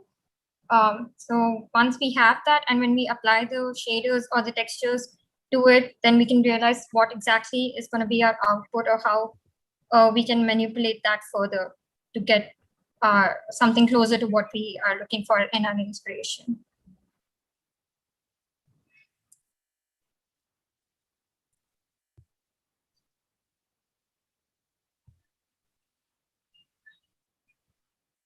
Yeah. And this was kind of a draft of the idea that we had of juxtaposing both of them and seeing how they react with each other.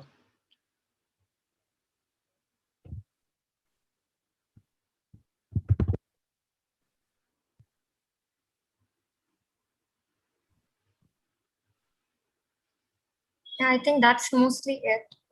So it's a big work in progress for sure, but we have an idea that we want to like implement. And I think this was like, today was the first time we were trying our 3D GAN training, kind of faced a lot of issues there, try to resolve them. And hopefully by tonight, we'll have something more concrete.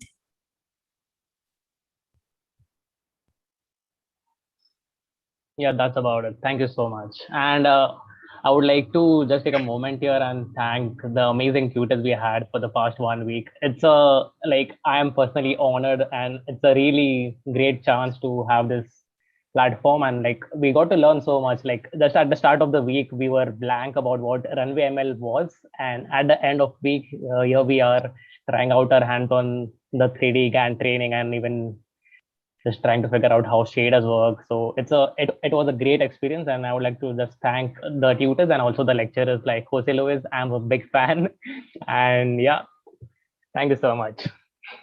Thanks so much, guys. Add to that, we learned way too much this 1 week, a lot of information. So thanks a lot for that. And even the amazing talks that we had yesterday, day before, and today. So thank you. And even with the cohort that we have today for this 1 week, it has been really inspiring with all the other people and whatever work they're coming up with. It's good to know like how we can explore further, just like being in this workshop together and learn from each other. So this has been really nice. Cool. It's interesting. It's definitely interesting to see this work over just the last couple of days.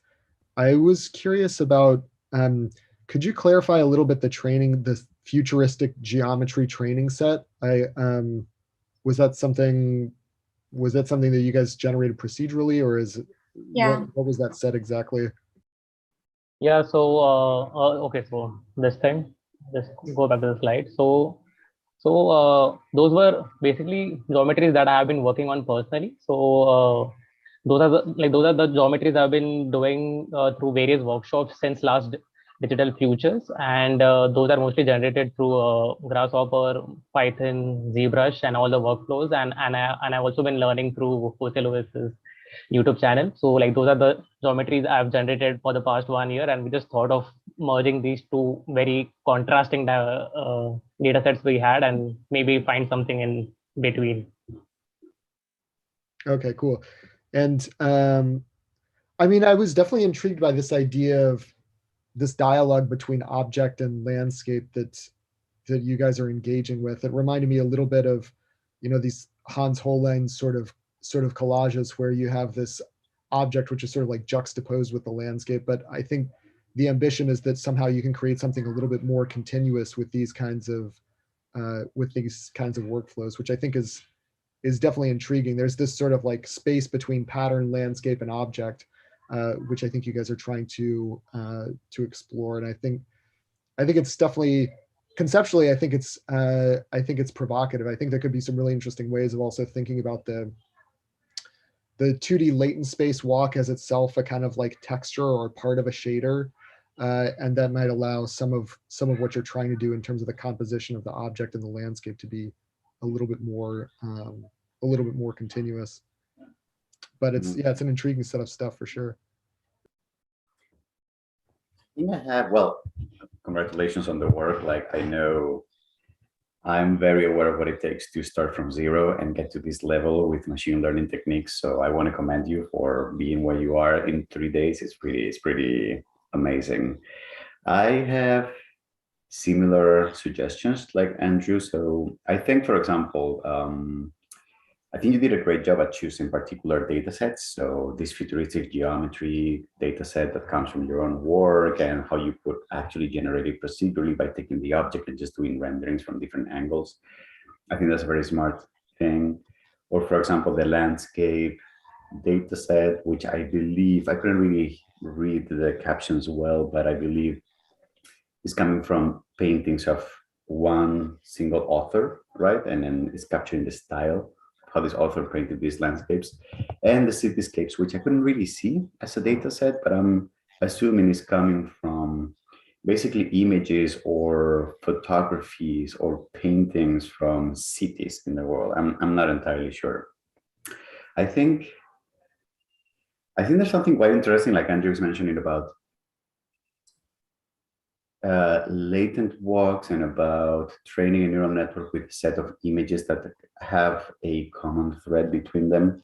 In the case of Ron Gonsalves, like, it's very interesting because if you only use Ron Gonsalves images, you get a Ron Gonsalves kind of style of what a landscape looks like in his imaginary, in his styling of painting. Whereas when you mix different styles of images, then if the common thread is a cityscape, for example, then it's kind of interesting because machine learning can, as a pattern recognition, as neural networks are really good at pattern recognition, what is interesting is that you can kind of start seeing glimpses of what a cityscape conceptually looks like by averaging or by finding the common threads between all of those images.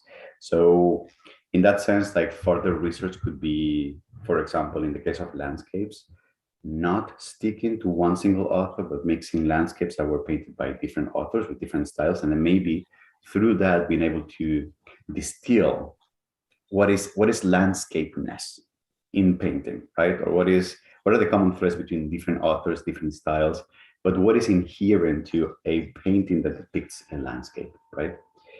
And also, I would like, can you go back to the inspirational image with the spaceship in the kind of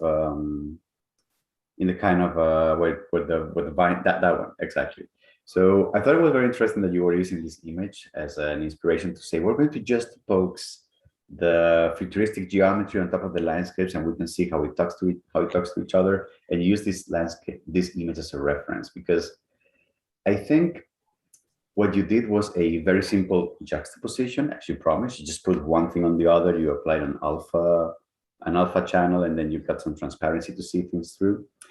But if you're actually willing to stick to this image as a reference, what you can see in this image is that over time, there's been a blend between the two alien worlds, so the nature and the spaceship, and you can see how nature starts growing over the spaceship, and there's like some kind of integration, some kind of melting, some kind of like middle ground between the two. So I wonder if you really want to go deep into the metaphor, how could we have mimicked this idea of merging the two worlds over time, integrating them, bringing patterns together? And you had a great opportunity with machine learning. Just take a data set where you combine the landscape and you combine the cityscapes, and then let's see what a cityscape landscape looks like and how they integrate a little better. I think those kind of explorations could lead to more interesting results than perhaps just the overlay of one or the other, right? Food for thought. But good job, guys. Thanks so much, guys. Thank you so much. Thank you so much. Who knows, you might be able to sell this as an NFT. All right, it was really great to see the work, and again, you have, if you wish to continue it till Sunday, we said noon, that would be great to get the latest and the greatest. All right, so we could move on to the next group. We have Doga and Ahmed. Are you guys ready? Yeah, hi everyone. Hi everybody. The finals went well. Hi Jose. Hi. I will share my screen now. Okay. Can you see the presentation full screen? Yeah. Okay. Okay. Hello everybody. So the concept, or like the concept in these couple of days that we evolved, is related to a definition that we said it could be called immersive walk, and we could see why it's called in this way in the next slide. Mm-hmm. So the main idea, once we perceive the term latent walk, so the first idea that comes to your mind is someone walking. but it's weird that we are walking in a 2D space. So the first idea that came to our mind is how to transform in an abstraction level the latent walk into a 3D walk. And the main idea comes from to what extent can we perceive this level of abstraction? Because first we have the initial photos, and then we have hallucinations of these photos. And then the next step is we're trying to make a 3D walk of these hallucinations. So of course, there would be an amount of data that would be, let's say, hindered or lost. But at the same time, we need to experience, if we walk in this kind of latency, how it would look like in an abstraction level. Next one. So the main idea that we had is to run the GAN model. We had two architecture styles, and we tried also to work on the depth, the Midas GAN to perceive the depth of each image. And then once we retrieved this data, we used the rhinoceros to create this kind of mesh.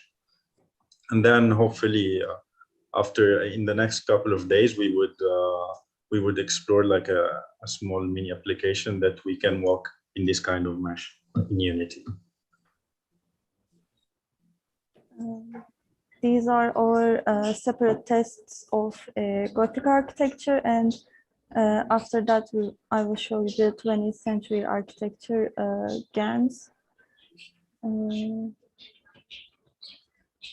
Okay. And the 20th century one is this. So we wanted to combine these two centuries and models. So on the left side, we see the latent walk model from the Gothic architecture photos, and on the right side, we see the 20th century model. So we can actually see the difference here with actually the models, the difference between both of the centuries, if that makes sense. And these are some of the close-ups, and with the clipping plane, we played with those.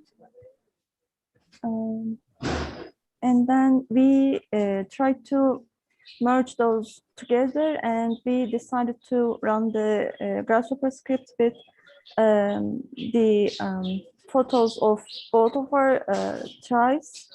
And this on the right side was the result, the photos from Gothic architecture and 20th century architecture. And this is one of the close-ups for that. And also we looked at this on a top view, and this was a different video, so we want to share it with you. And these were the tests with Midas on runway ML. So, yeah, go ahead, please. Yeah. Yeah. So as you can see, the workflow that we had first is to pick. So okay, Gothic has been done like 100 times in this way, but the main idea is to try to step it up or to see something more. So first of all, we picked images from the inside as well as outside, but from the inside mostly to depict the depth level.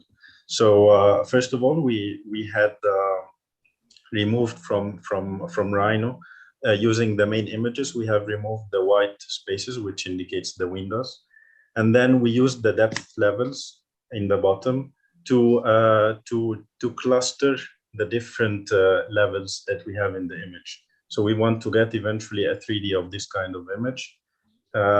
Clustering would be, okay, it has pros and cons, but we can talk about this later. But next slide. Okay. Next is 20th century photos, and we did the same for those.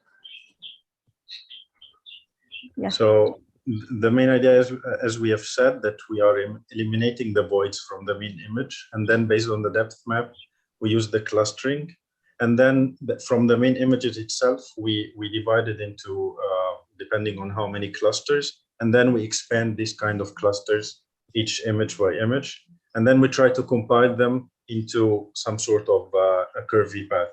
So eventually, when this kind of course, now it looks not so good without the textures and everything, but I mean, the main concept was already established. And the next step, or the next thing that we're planning to do, is to assign the textures, perform or improve somehow also the level of the mesh, because also on Grasshopper, it's with the performance level is sometimes hindering some of the details. And then we can export this kind of procedural mesh to Unity, where you can explore the walk, the latent walk from the inside. And that's all. And also thank you for the workshop to everyone. It was great learning from you. Thank you. Yeah, I of course, I would really thank everyone. I think we still have time, so maybe the thank you Yeah. would be more to everyone. And yeah, but really thank you for this amazing week, and I hope we can meet in person one day again.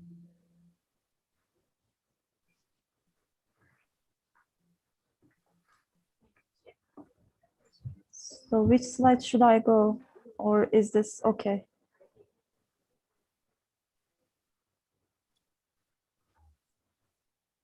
Yes, thanks so much for the presentation. Do we have any comments from the guest?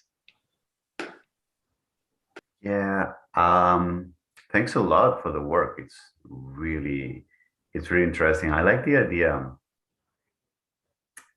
I like the idea of like this vision of this architectural, navigatable, walkable object that grows over some kind of interpretation of the latent space. So would you say the ambition here is to create some kind of actual architectural object through this process, through this fusion walk, or is it more like coming with a 3D interpretation of the latent walk? What would you situate yourself conceptually? Can't hear you, Ahmed. Yeah, it depends on what you want to interpret, but let's agree that it's an abstraction. So with the kind of mesh that we will come with, it's an abstraction.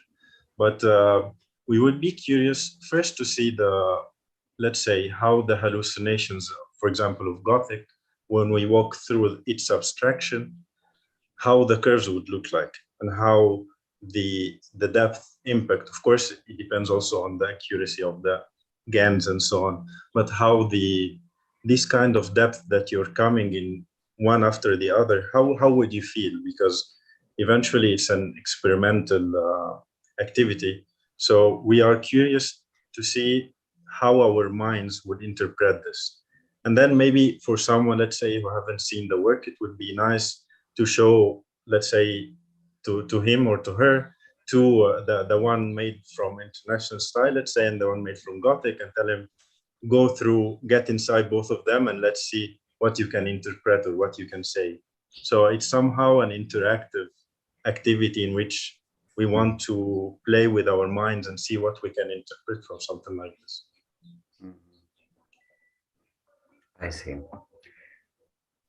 Well, if it is about exploration of form and generation, if it's about the serendipity of the geometry that results from this really convoluted process of mix and matching and like pre-processing and post-processing images, neural networks, etc. I wonder if there's any kind of underlying theme that you can maintain as the goal while you're generating these forms or these objects that maybe speaks to the origins where they're coming from. I'm not sure. It's a very something that should be there conceptually. I mean, I guess I'm thinking like for example, from this image that I see here, this curve, this path, whatever, like if you tell me this is coming from a data set of Gothic images that then has been used to generate a latent space navigation, and then we have used another neural network on top to find the depth image, which is already an artificial super abstract thing, and then we use that as a way of calling points and do this kind of like whatever marching cubes. I'm not sure what algorithm you're using for mesh generation. Like, I wonder if when you show this object, if there was a way that you can craft this object in a way that there is something that still remains from the origin. I'm thinking, for example, your Gothic images, the ones that you generated in the latent space navigation, there was something. There was a certain degree of like homogeneity or like common threads between all of them. You could see that somehow all the images ended up having some kind of like dome or like arch-like shapes, and like and they gradually change between each other. So I wonder if perhaps, for example, instead of a tower, in your case, it would be more interesting to think of like extruding these frames and the meshes that you generate with these frames, let's say in a horizontal direction, so that instead of being something that you walk up towards, it's something that you walk through. But as you have all these arches and the arches start morphing, then you start getting these arches that change in shape, but as you walk through them, you got this like actual physical 3D environment of Gothic arches that so that when you see and you show this, you can say like, oh, this is coming from, you know, Gothic interpretation of, I don't know, or like the same for 20th century. You could see some kind of patterns and some kind of like squareness and orthographic kind of, how could we translate all of those and array them in a way that we can still read those common threads between them, you know? What is the correct or the suitable architectural form to navigate those in a three-dimensional space, you know? Those are questions that are really interesting to consider, specifically because your data sets are coming from architectural images, which is super interesting. So I'm not sure how I would do that, but I'm just going to throw that at you because you're the artist. So deal with that however you can. Those are my 2 cents, I think. Yeah, I think there's this challenge that you guys have around the question of coherence.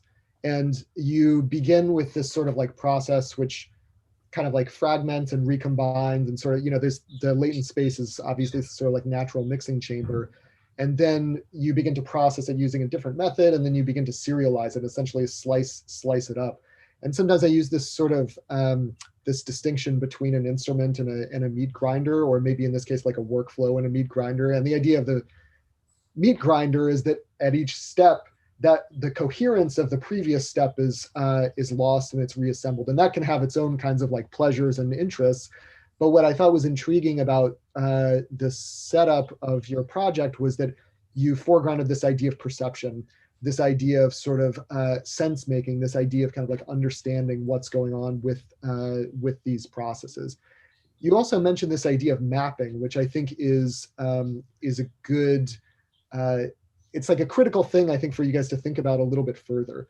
Now, one way to map things is to just sort of like set them side by side or in sequence, create a kind of like serial structure, which is what you've done with the tower and what you could do in some other circumstances as well. And you could do that 2-dimensionally. That's a kind of mapping, but there's a number of other ways of mapping that might actually might produce objects which maintain the kind of coherence that you guys are looking for. If you think about some sort of like serial organization, each layer doesn't have a necessary connection with the previous ones, except that you're moving through them, and your sort of like perceptual apparatus enforces a kind of continuity. But if you take that set of images and say, okay, well, instead of arranging them serially, we're going to construct something photogrammetrically from those images, even though they're not naturally taken from an object, we can say, okay, well, what kind of object would be constructed photogrammetrically from that? And that's something which is, you know, that's an object which is very simultaneous. It takes all of those images and tries to coordinate them. Photogrammetry is a way of making coherence. And I think there could also be some other alternatives as well. And one of the things that's interesting about that is that there's a way in which the object which is constructed should maintain or have some specific reference to all of those images, but it does it in such a way that it's a sort of like unified object. It's a kind of like unified experience. It's somehow like more simultaneous. And so anyway, I would just leave you with that observation that as you think about perception, I think mapping does become a kind of like critical activity, and this question of like, okay, well, how can we create objects which maintain that kind of coherence? There are other ways to do that, obviously, like beyond this serialization. So, but anyway, it's very provocative work. Thank you so much. Thank you, Andrew. Thank you, Jose. And yeah, I do agree that there is different. There is a trade-off between the grinding of all the information and leaving traces. And our intention eventually is to leave kind of trace to, we wish that we could have a kind of trace, because eventually with abstraction, you lose a lot of information, but we are really interested to see till what level of abstraction you can still relate to the main, or you can still relate to the hallucination. And with the point of the horizontal, as Jose was saying, yeah, eventually, yeah, when we took like a quick render from Rhino, but the horizontal was looking so bad, so we tried to make it in this way. And actually it serves like, Gothic and God and so on, so maybe it could work in this manner. But yeah, the main idea for any style, or for our intention, is to go, it's like a corridor, it's like let's say a maze in the universe, and you're trying to get inside. And also I believe that with the shaders, and with having the colors related to this era, to each era, you would get some sort of sense with respect to when we walk inside. So I think this also would add a dimension to the project. And I hope eventually when we showcase this project in Unity, it would be a bit more obvious in a way that that it would intrigue more questions, I would say. But thank you all for the details, and we'll try to work on these comments for sure. Thanks so much. In this Thanks, limited time. Thank you. Yeah. Thanks, Thank you Ahmed. so Thanks, Doga. And if you had 2 finals these days, Doga, I don't know what you would produce in normal circumstances. So great work. No, thank you so much. Thank you. I've seen that Uno has joined the call, and just happy to have you here, Uno. And just to briefly introduce her to the group, Uno is an architecture designer and computer scientist. She also studied at the Graduate School of Design, and she's working with her as well at the Graduate School of Design Lab for Design Technologies, and collaborates with Andrew and with his practice certain measures. Thanks so much for joining us.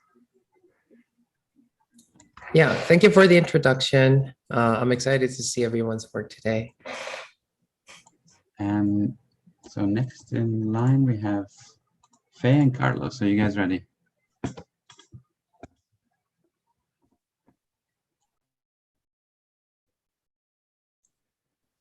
Sure.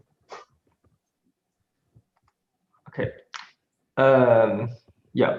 So hi, I'm Faye, and it's my partner Carlos. So today we are presenting our project Tower Again. It's a study on the tower typologies through the latent space.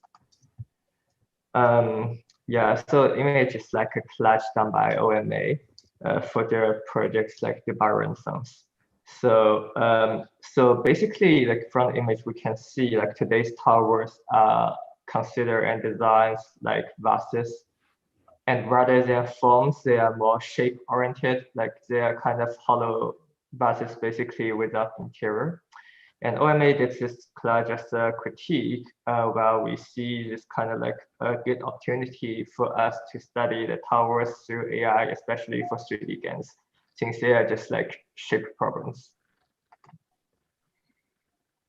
So like to study the towers, we have like different like process like from 2D to 2.5D to 3D. So we first test on the 2D. We first test on like the 2D. So basically, it's the tower facade. So throughout the history, like the facade of the towers are kind of, for some reason, always the grid, like, and depending on its medium, whether it's medium or structural wall, the lines become thin or thick, colored or black and white. Yeah, but it's always like the grid-like. So when we train the sample image we gather from on the left, this is the latent work video on the right. It gave back to us.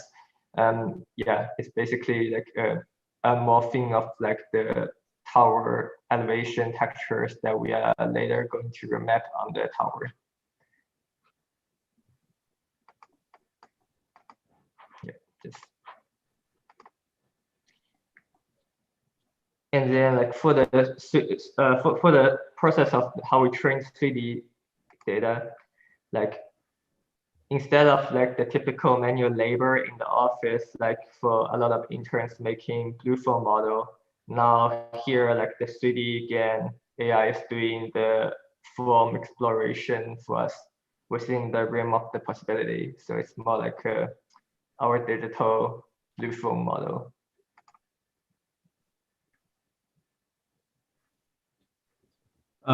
Okay, so we were interested in implementing some specific workflows that were introduced in this workshop.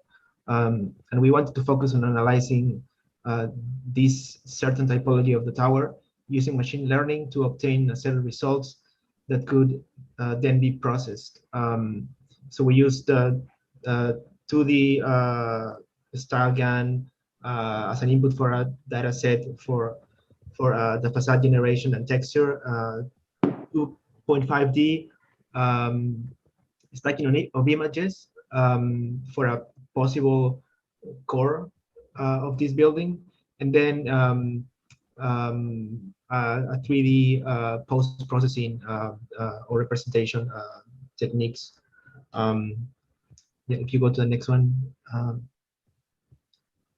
So does that play? No. Yeah, for some reason it's not playing. Let me check. Maybe I can share then. Okay. I'll share. Okay. Yeah.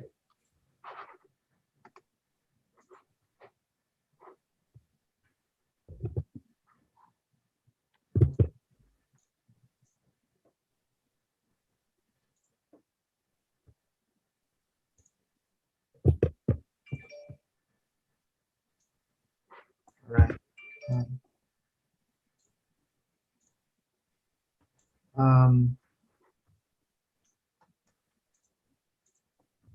Yeah, so here, so we started to confront the images produced in the latent walks with the geometry produced in the 3D GAN training. And we were interested in trying or comparing the standard world coordinate system sampling with the camera-based shader sampling that was introduced in the workshop. So as you can see here, 1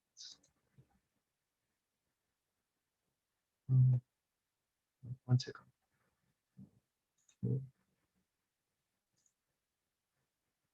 Oh, it's unfortunate. I don't know why it doesn't want to play now. 1 second.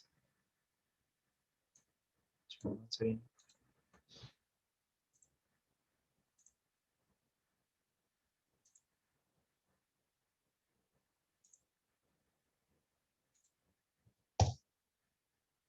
See if it works.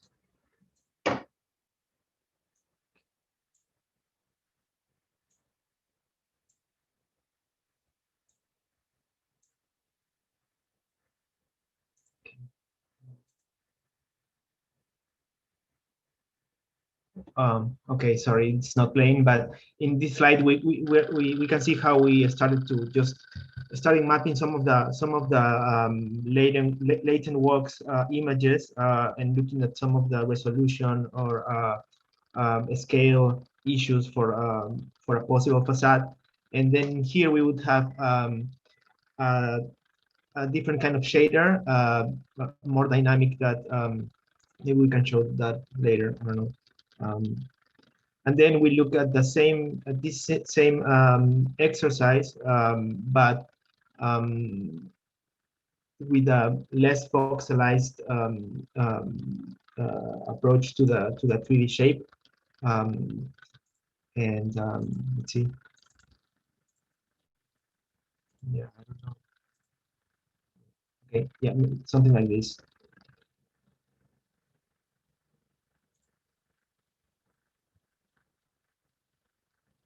So as you can see here, there's a latent walk between this set of images, and in some parts of the geometry, you can see how it's actually generating interesting results with different scales of windows. It's a little tiny to see, but okay. And then for the core part of this possible building, we looked at different set of we collected a data set of representative Poche floor plans in architecture, and started to generate a latent walk that looked like this,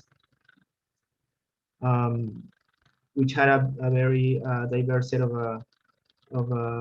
images that we then used for processing these core elements.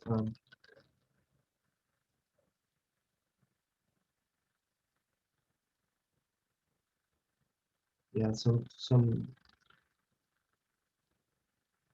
columns start to produce at the bottom of that core element.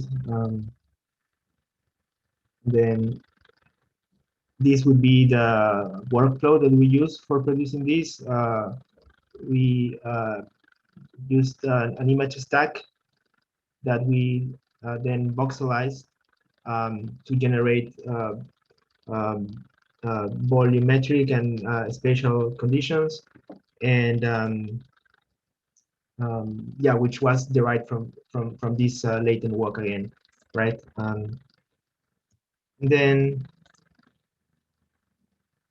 Then here we can see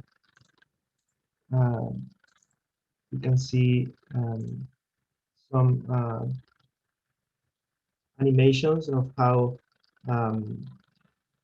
those possible floor plates would look like, and volumetric condition of that envelope. And then here, this is a latent floor plan, which is running through all the floor plates. Yeah. Yeah. So again, this is just like show like two of the OMA images, which is like exactly the spirit of what we are doing. Like so, Carlos just show how first show how to like use the latent space to generate the facade, and Carlos shows how it can be imagined as like the building cores, the tower cores. And then like as we can see here, it's more like how we can generate the forms. Like here, like the fields of monuments like collected by OMA was like considered like scaleless, kind of floating among the Manhattan like on the podium, which is also how we like treat our 3D models when we gather the data. And next.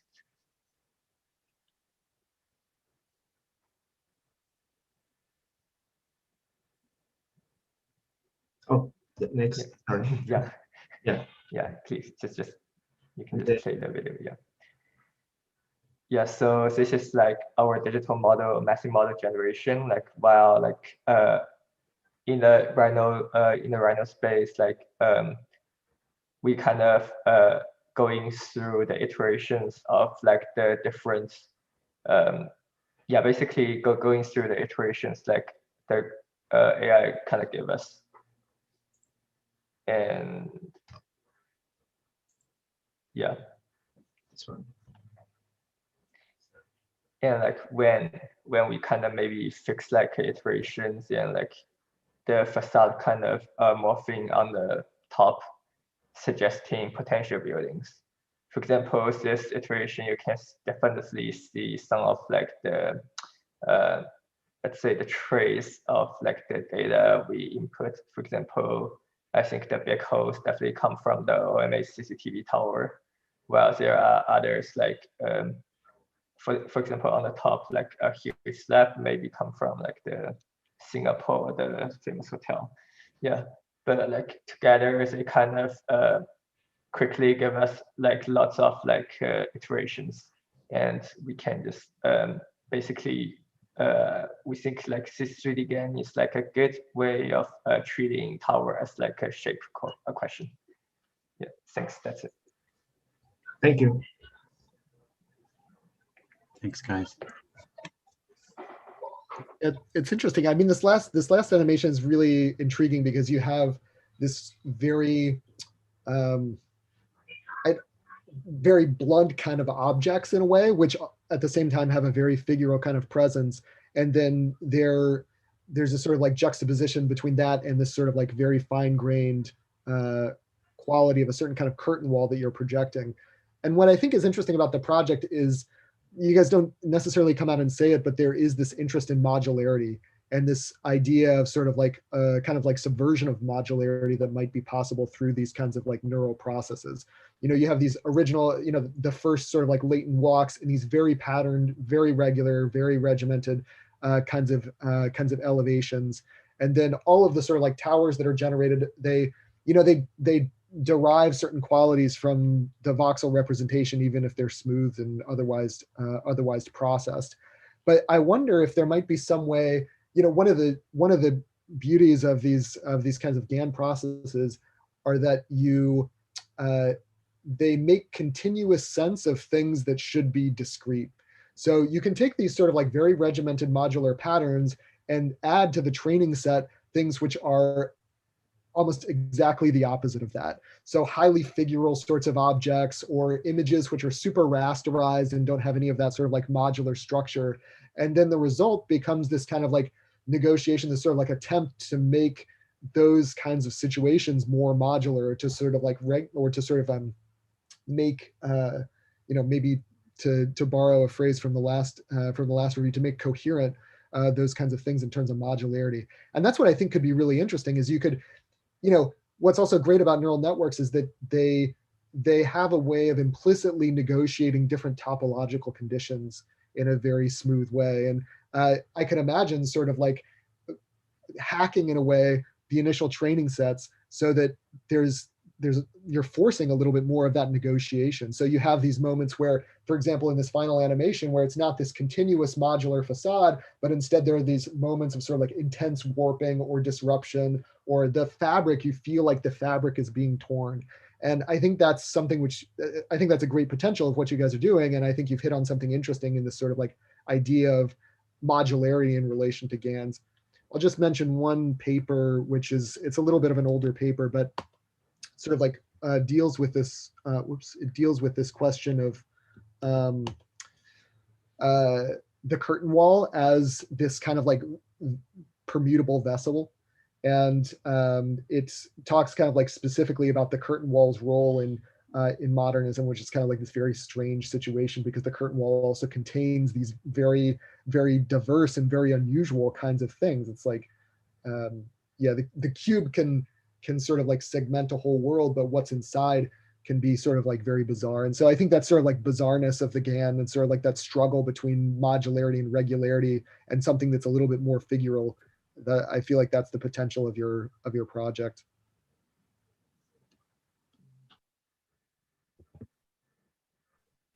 As an atrocity,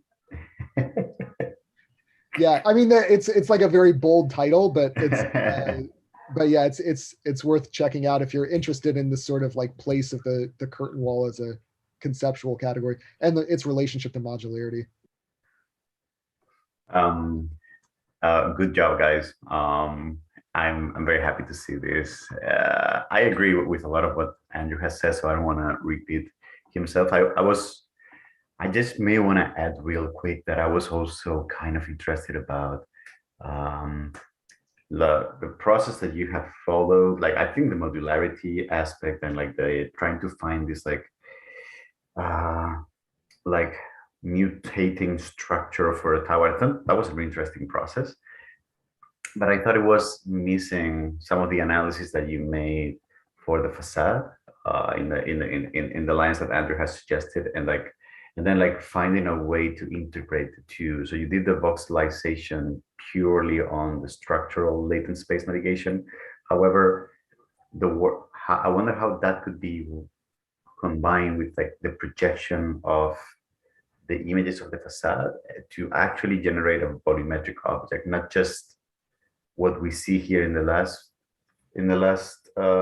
slide, which I'm not sure where it came from. I'm not sure you explained that a lot, but like finding some kind of Boolean operation between voxelized versions of latent spaces and see how that mutates between. I don't even know what I'm saying, but I'm wondering if the projection could be something that is not purely textural, or it's just not purely the image, but it's something that actually affects or attaches to or becomes a different layer or a different quality of the voxelized tower in a way. Something that actually changes that structure structurally, if you will, you know? Yeah, like the city, just like massing is basically from, let's say, we gathered like hundreds of different 3D like model of the towers. So it's more like on a game of the massing. And originally we are thinking, or the intention is for us like to put the how to say generated structure call from the plans into these massings. And then if we can cut like a plan out of this kind of massing models, then there will be a continuous like how to say, maybe it will like be more structural or more spatial, because it seems like the way of like, or the technique of this kind of image lofting is about like this kind of continuous like yeah, basically it's more like on the continuous thing. So it's like when we loft the plane, it becomes more continuous. So it's basically, so if we slice it, then it can each level have different planes. Yeah. Thanks so much. Yeah. Well, yeah, I mean, I would just say that, yeah, I did, I mean, I did find interesting, you know, the relationship between, we did notice like a very strong modularity in the latent works produced by the facade data set. In some parts, it was interesting to see that rigidity opposed to the voxelized geometry that we produced, and that we applied in the shader in the shader exercise. But then we also see how this could be probably improved in the way that it applies to certain surfaces of that irregular volume. But yeah, thank you for these comments. Thank you. And if we have a final comment or Uno, or we can move on. So what I find really interesting about this project is like where you have like this like non-rectangular like massing, like where you did the texturizing exercise.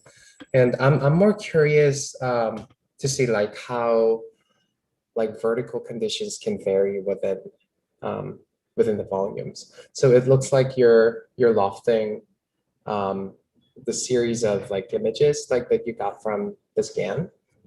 Right. But by lofting, like I was wondering like what like vertical situations can happen, because like, you know, if you're lofting, it just like travels vertical. But you know, like there can be other ways of like adding more layers of, you know, like having more sectional variation. Yeah, and then like maybe resolving that can also be done by using some sort of like neural network and like latent walk. Because like if you think about like having two sections, and then like if you're going to negotiate it, you could use like latent walk to actually find some place in the latent space where you can have like more variation in the section. Yeah, but I think like it's really interesting project. I really enjoyed it.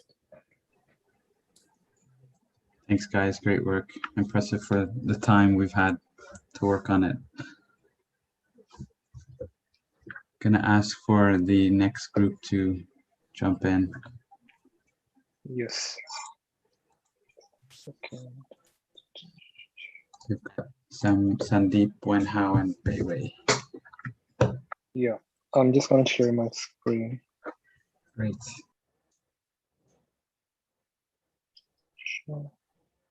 Cool. Is my screen visible? All right. Hi, I'm Sandeep. So we started this. I tried to figure out with the objective that can machines really learn aesthetic, and if they can, how can they use it and visualize it in different ways? And to go about doing that, the first, some of the questions which I tried to ask myself doing this is, what if our data style had a style or an aesthetic, and can we recreate that? Can we take a 3D style and retain the same design or aesthetic? And how much of the detail can we capture? So some pretty simple questions, but I still wanted to see how it comes about. So for generating the 2D data set, I took 200-ish images of Japanese shrines and temples, which I scraped from the internet. And it was pretty interesting to see the latent walk after training it. And there are some peculiar things which I noticed about this latent walk. One of them was that we captured the detail of the building, like it morphing and all, but also we were able to capture these trees coming into the picture. So I do believe that the model was able to learn something about the trees in itself because of the way the images were represented. But I really wanted to see if my hypothesis was actually true or not. And to do that, the next step, was creating the 2.5D mesh and like figuring out. So the first step was stacking this latent walk. And even when stacking it, I could see these patterns of green and blues. So I was really intrigued at how it will finally look like. And going into a bit more detail on this, when I did generate the 2.5D latent walk, some of the attributes which I thought were peculiar and which stood out were the sky, the greens, and the buildings. Sorry, this is a very short video because that's all I was able to capture. But I did realize that this model not only learned about the building, but also the fact that the trees and the sky were also present in the picture. So I had to make sure that when generating this 2.5D latent walk and creating a mesh out of it, I gave the different RGB values different properties so as to be able to disambiguate between them. But it was really interesting to see all of this come together and actually be able to generate this 2.5D latent walk out of it. And for the final task, which was about creating a 3D GAN. So I took the challenge of, okay, let's take some churches, which I scraped from the internet because I was able to find some examples for it, and try to figure out if we can actually capture the aesthetic. Given the data set was limited and I did have trouble scraping it because of limitations, like you don't easily get 3D models that easily on the internet. I was still able to train the 3D mesh, but I don't think it converged that well. But one of the peculiar things which I did notice about this 3D mesh which got generated was this aesthetic which it captured about the two pillars and the bottom ground. So it's not really converging to anything, but it was still able to generate at least some kind of visual input or capture some of the aesthetic of what a church represents. I mean, it represents a lot of things. What I mean by that is on a higher level, given the inputs had these kind of towers, it was nice to see that the 3D GAN was also able to remember it or learn from it and figure it out. I didn't really have time to do more of rendering techniques on it, but this result was pretty intriguing to me. And that's all I have to share from our group. I'm not sure if the other people have anything to share. So with that, I'll stop talking right now.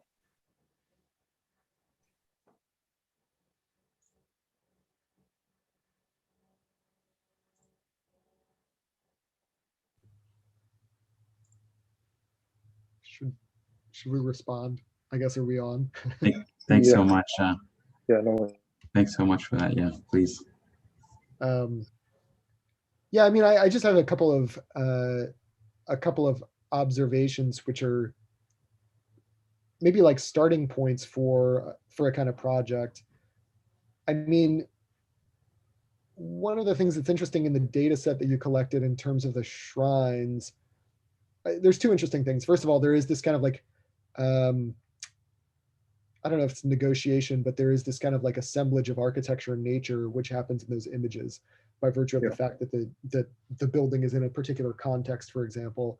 And I think that's one of the things that's also interesting about certain kinds, certain computational methods, including GAN and aligned neural methods, is that there's a kind of like leveling in terms of the objects that they begin to manipulate. So there's not any kind of like semantic distinction between architecture and nature, and in fact, it becomes all this sort of like continuous raw material for transformation.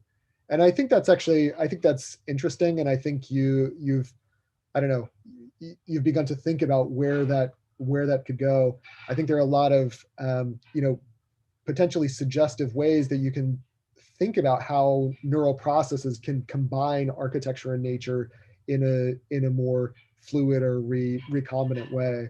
And so I think that observation is potentially someplace interesting to go. And then one other thing that's kind of interesting is that although the shrines, the photos are taken in this sort of like very composed and kind of like rectified way, there's still this kind of like characteristic, like latent wobbliness to the result. Yeah. And so, I think it's partially because of the very slight discrepancies in terms of the camera angles, but I think it just reveals the degree to which, especially for 2D GANs, there's this kind of like dependence on the original composition, and it sort of like magnifies the artifacts or the noise of the process of composition. It sort of like reveals some of the process of composition. And I don't know if that observation is kind of like worth pursuing as a creative project, but it's definitely something which seems characteristic of the medium in a certain way. And I think being attuned to those characteristics helps you better understand its creative potentials. Yeah, like one thing I had in mind when I was looking at this data set was maybe I could use some image segmentation to like, bring the building into the more perspective and push out the other things outside, like remove the trees and like remove this ground which is coming up, and you can see that it's mutating, as you said, because of the camera angles of the pictures. I had that in mind, but I really didn't have time to pursue it given the time limit of this workshop. But yeah, that's something I really want to check out, like how, like maybe there's something more that can be done here to like figure out that and capture these aesthetics in a better way.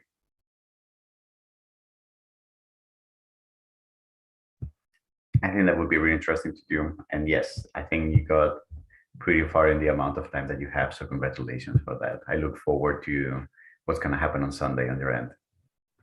Thank you so much. I'm sorry to say, but I'm going to have to drop out of the call now. So thanks everyone for your work. And I was very happy to be here. Thanks so much for your time. Thanks so much for joining us. So I think what will be helpful for you might be having some metrics that assess the aesthetics. So it sort of like looks similar, like in many ways, like in the latent space. But if there is a way to actually analyze, for example, like the area of trees or like the number of like columns or grids or the height of the building shown in the image, like if there is like a range or if there's like a distribution of those like within the latent space or like within this like video at least, I think it's going to be like really helpful to explain that like it's sort of like learning some parts of the aesthetics. And yeah, I think it can like really enrich your argument. And also like you can also potentially, you can have the same sort of like different set of metrics for the 3D, which sort of assesses like the overall formal aspect of it. So I think, yeah, I think having some metrics would be really helpful for your project. Yeah, I think that's really true. But I also am not really sure how do I go about thinking about metrics for an aesthetic, because like aesthetic is something which you as humans are able to compare and contrast, like say between two artists who have different styles or two architecture buildings which might have different style. It's very easy to contrast. But when it comes to telling machines about learning the aesthetic and whether they actually learned it and are able to replicate it, I guess it's also like as humans, we can try our best to create these metrics. But again, like this is I haven't really thought much about it, but that's something I want to figure out, that how do we even quantify a metric? Like what makes quantify an aesthetic, like what makes one aesthetic stand out amongst another, for example. So yeah, I think that's a really good point. So, like among the term, like the umbrella term aesthetics, like there are so many metrics that like we can there are like even like many metrics that we can only qualitatively assess. And there are like certain like quantitative like metrics like, the proportions or like, like the coverage of like the front facade, like in the image, because like you're using like these frontal images of the shrines. I think, yeah, you'd be able to like have some like proportion of the, building proportion, tree proportion, and these like they have the tree proportion. And then you can also like add another layer, which learns, like in future, you may be able to add like some neural net that basically traces the buildings. And then you can use the shape comparison method of like, like how they're similar between each other. And I'll post some of the shape comparison method. And I was like recently also looking into those as well. And also for 3D, like the volumes, size, the proportions, like these kind of things also can come in as well. Okay, thank you so much. Yeah, just to echo that, I mean, there's been a lot of kind of interesting work in the digital humanities recently, which digital humanities was not something that I was super familiar with, and I had sort of like a caricatured understanding of what it was before. But there's some actually really interesting stuff around what we might call cultural analytics that are about teasing out the structure of images and making some sort of like interpretive extrapolations from large bodies of images like those. So there's a theorist, Lev Manovich, who he did this book recently called Cultural Analytics, which you can find on Google Books, for example. And there's an introduction about how to see with 1 billion images. And it's a little bit more about the sort of like, I guess, cultural framing of interpreting images. But I think it could be relevant and interesting to you if you are drawn to this project of analyzing the images or perceiving the images, which I think is, related but somewhat distinct from the generative project. Yeah. Thank you so much. And also thank you so much for the opportunity to join the workshop. It was really fun to learn and to see things happen before my eyes. Thanks so much, Sandeep. Thanks for the work and for the time we've had. It's a great progress. And again, you do have till Sunday if you do wish to continue. So for the final presentation, we have Shouting. Ready when you are.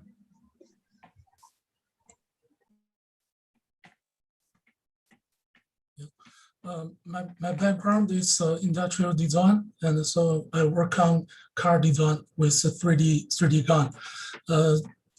This page is my previous work. I use 2D GAN, not 3D GAN, to explore the design form of car, and I use a limited number of training data set for the DC gun and generate a blur image of car. So the next step, I use sketching to redesign the blur image to do the iterative design. And so my workflow based on that is machine and human. Machine creates use machine intelligence and human design thinking. I think machine with the bottom-up way to create uncertainty, and human perceive with those uncertainties to create innovation with a top-down way, with sorry for forgetting my English, and so I want to explore more relationship between human and machine with 3D GAN. I use this car form as a basic form, and use Rhino to make 21 3D data size, those speedy form, and to use those data site as training data by the 3D gun generate the uncertain form. So my work is still unfinished. I do apologize for the delay, and I bet on the other hand, current my work is remained and also remained uncertainty. So before this weekend, I can finish that perfectly, and I will explore more innovation part of the design. Thank you.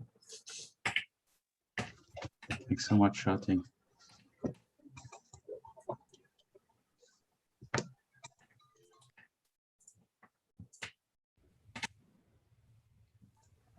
I mean, the work that you did before coming into the seminar, I think, is really provocative, and I'm definitely curious to see how that evolves in 3D. You know, one of the things, kind of in reflecting on the work that I've seen and done in the sort of like 2D and 3D GAN space, they're quite different. They're quite different media in a way, and I think one of the things that's can be really interesting about the 2D medium is that it really lends itself to these kind of like very surreal juxtapositions and very kind of like I don't know, very fluid and suggestive transformations. And I think when we move into the 3D GAN world, there's kind of like this need for I don't know, it's not consistency exactly, but we're working with something that's just like so much lower resolution, but at the same time has more dimensions. And so there's the set that we have to provide for the training is there's a high premium on that. And so there's a lot of tuning between the sort of like set and the result in 3D GANs. And so, I think the set that you've sort of selected is interesting, but I also I'd be a little bit curious to throw some things in there that are totally unexpected.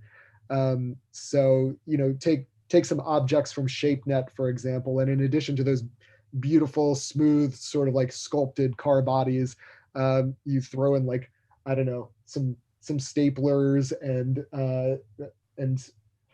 a dog and a number of other things that are sort of like kind of random in a way, but create some space for creative exploration. Because I think that's one of the other things I think now that latent space, the idea of the latent space has been sort of like current for a little while. There's kind of an understanding that it is this kind of like convex space. It's bounded in a way, and you can find a lot of really interesting things there, but it all depends on how kind of like how expansive and how unusual or how sort of like different the underlying content that's being used to train it is. And the more kind of like diverse and unusual, maybe idiosyncratic that underlying content is, the more unexpected or unusual the results from the GAN will be. So, I just encourage you to think a little bit about that. And obviously, I guess in your case, there's an interest in sort of like pragmatically designing sort of like car bodies. So there are maybe limits as to how unusual those might be. But as a creative exercise, it's very analogous to this idea of the collage. And so a collage is helpful, kind of like to the extent that it suggests ideas that you may not have considered before. And so as you feed this thing, there's this old phrase, you are what you eat, and that's definitely the case with GANs and latent space. And so I think you could sort of like feed it some things which are a little bit an unusual diet, and you'll get some unusual results. Thank you very much. Yeah, I totally agree with Andrew. I think the beauty of using these like generative process is to, basically like if we can just like get something expected from the GANs, then like it's sort of like not pushing the boundaries of like our imagination. So sometimes like these weird moments that comes in within the latent space is like really push the boundary of your imagination sometimes. And I think like the most essential part of it to do that is having some, like as Andrew said, like some idiosyncrasy in the data set. Yeah, so like there might be some, for example, like if you want the car, but if you want to sort of like, if you wanted to mimic some like other shapes, you can just try throw those, like for example like rabbits or like other animals into it, or jaguars, like where like many car designers actually get inspired from, actually can be really, I think, can get your project to the really interesting point, I think. Yes, I think the machine for the 3D GAN, the 3D GAN based on the voxel, and if I cite the parameter of voxel is big, the form will be uncertain, and it will be would have a more space for the innovation. I want to based on the machine itself, the machine intelligence, and based on that, with use that to generate some innovative design form. Thanks so much for that. It's great to see the work and how you combined your current professional experiences to these processes. And I guess another way of interpreting it, because these 3D GAN applications are, the fidelity and that output, I do appreciate you started showing it in the DC GAN model. This interpretative process in which you're applying it's very bold in a sense, and the fact that you leave more space for your imagination, similar to this morning's presentation, Da Vinci's clouds or the spot on the wall. I think these are great opportunities to give back that agency, which we're seeing in so many moments is being challenged. Now, I would invite you to explore other models, and it's great to see you have done. Reflecting back on Nono's presentation, since you seem to be a sketcher, you seem to have these creative interests. I wonder if you could try to either connect these workflows or use, for example, Nono's like filler. How could you use the sketch in itself as the starting point or as a generation? And how many loops do you go through? How much feedback do you get? But great work so far. Look forward to the next step. Thank you very much.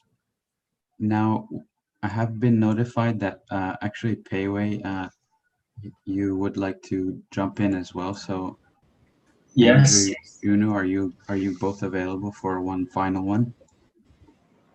Yeah, I have a bit more time. Many thanks. Great. To Andrew. Maybe I'm the last one, so I will share my, sorry.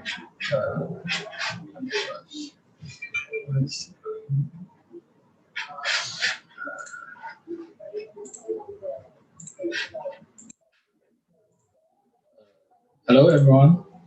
Yeah, can you see my screen? Yeah, we sure. can see it. Thank you. Yeah, and this project is not only only come from the workshop, but it's but also include something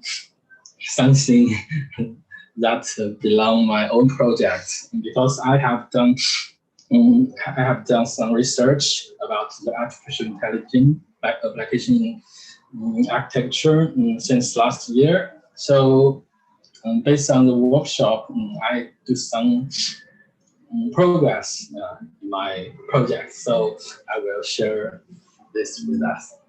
Thank you. First, I will introduce some concept. I think it's a very important concept, is that how we can use artificial intelligence to help us improve or promote the design process. So I think the key of the artificial intelligence at design is that exactly what is the input and how we can get from the output. So based on these concepts, I do some research and test in the field of the urban scale, and so I collection the different type of data from a very famous central business district in Paris, and we from the Google Map, we get the raw data and the spatial data and the building data from the Google Map. So I think if we can use some data that's very precise in our real life, so maybe it will generate some new thing that we can imagine. So this is a first type of data. It's a raw network of the landforms, that is the CBD of the Paris. So when I put this data into the runway ML, so we can get some interesting video from the latent work space, and another type of data is about the spatial, that's spatial distribution that represents the different function and the type of the building and the land. So we can see there are so many different colors that represent the different function of this space. So when we put this into the DC GAN, so I get another interesting video. Still now, I'm not sure. This mask can get the very precise and exactly result that we want to get from the GAN. So I tried to another way from the circle GAN, through the circle GAN, that we can input if we can input the network to the generate, that the AI model can convert the network to the spatial distribute by the AI model. So that is the workflow and the logic of this model. To get more precise type of data, so we divided the whole data to 4 different kinds of the data that represent the different function. You can see in the data the different color that there are different ratio of the color in different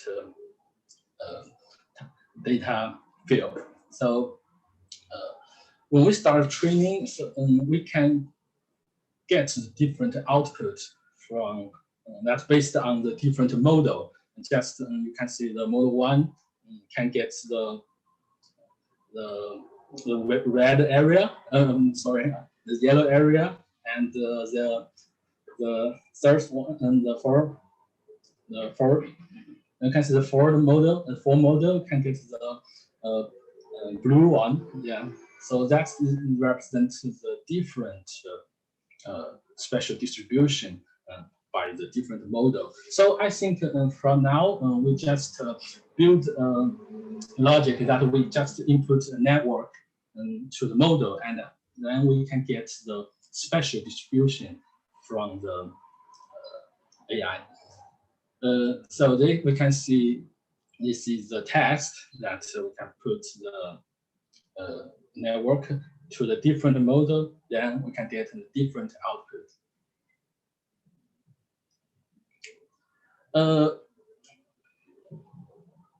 This is a previous view that we can use this method to reconstruction our city. And next, I want to share some method about the 3D GAN that you can see from this picture. First, the data of the map is not just included about the network, about the spatial distribution, but it is also including the building that's such as the height of the building, and that is the boundary of the building, that's the shape of the building. So we just use the 3D GAN to train the form of the building that you can see. This is based on the 3D GAN that's shared by Rinja. So we can from this different data, and we can get the different shape units of the city. But we must think about this thing. I think the artificial intelligence is the artificial intelligence and design is the logic that we can just input something very simple sample, yeah, very simple sample, and we can get a complex and variable output. So to reconstruction the unit of the model, so I choose another way to get the destination of that I want. And so this is an allegory of the cave. It's a very famous allegory from the Plato. It just can let somebody know the shape from the shadow of the object. So we can use this method to just give some different angle, different angle of something, just like the mushroom. Then we can predict the shape from this image, that collection from different angle. So based on this, we can get a very clear logic to train this model. The first step is just what I do in last step. Input the plan, and that gets the building distribution. So the next step, I want to input the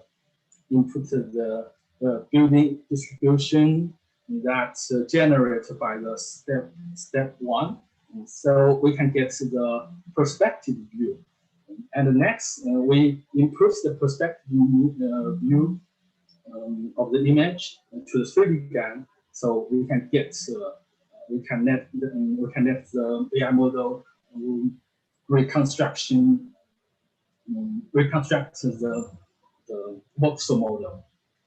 Yeah, this is step two, and that we use.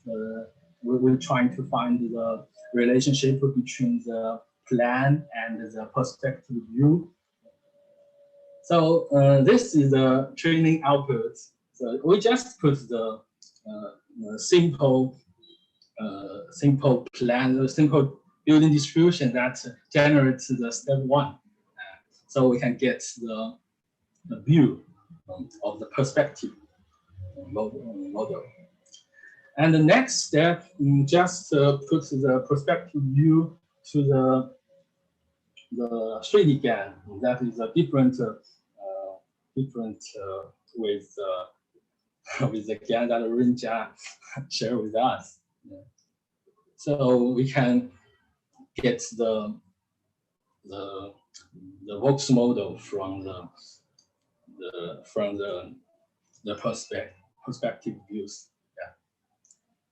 Yeah. So this is a training process that we collection a different angle, different type, and we use a different color that can mark the building. And you can see the blue represents the high building, the red represents the low building.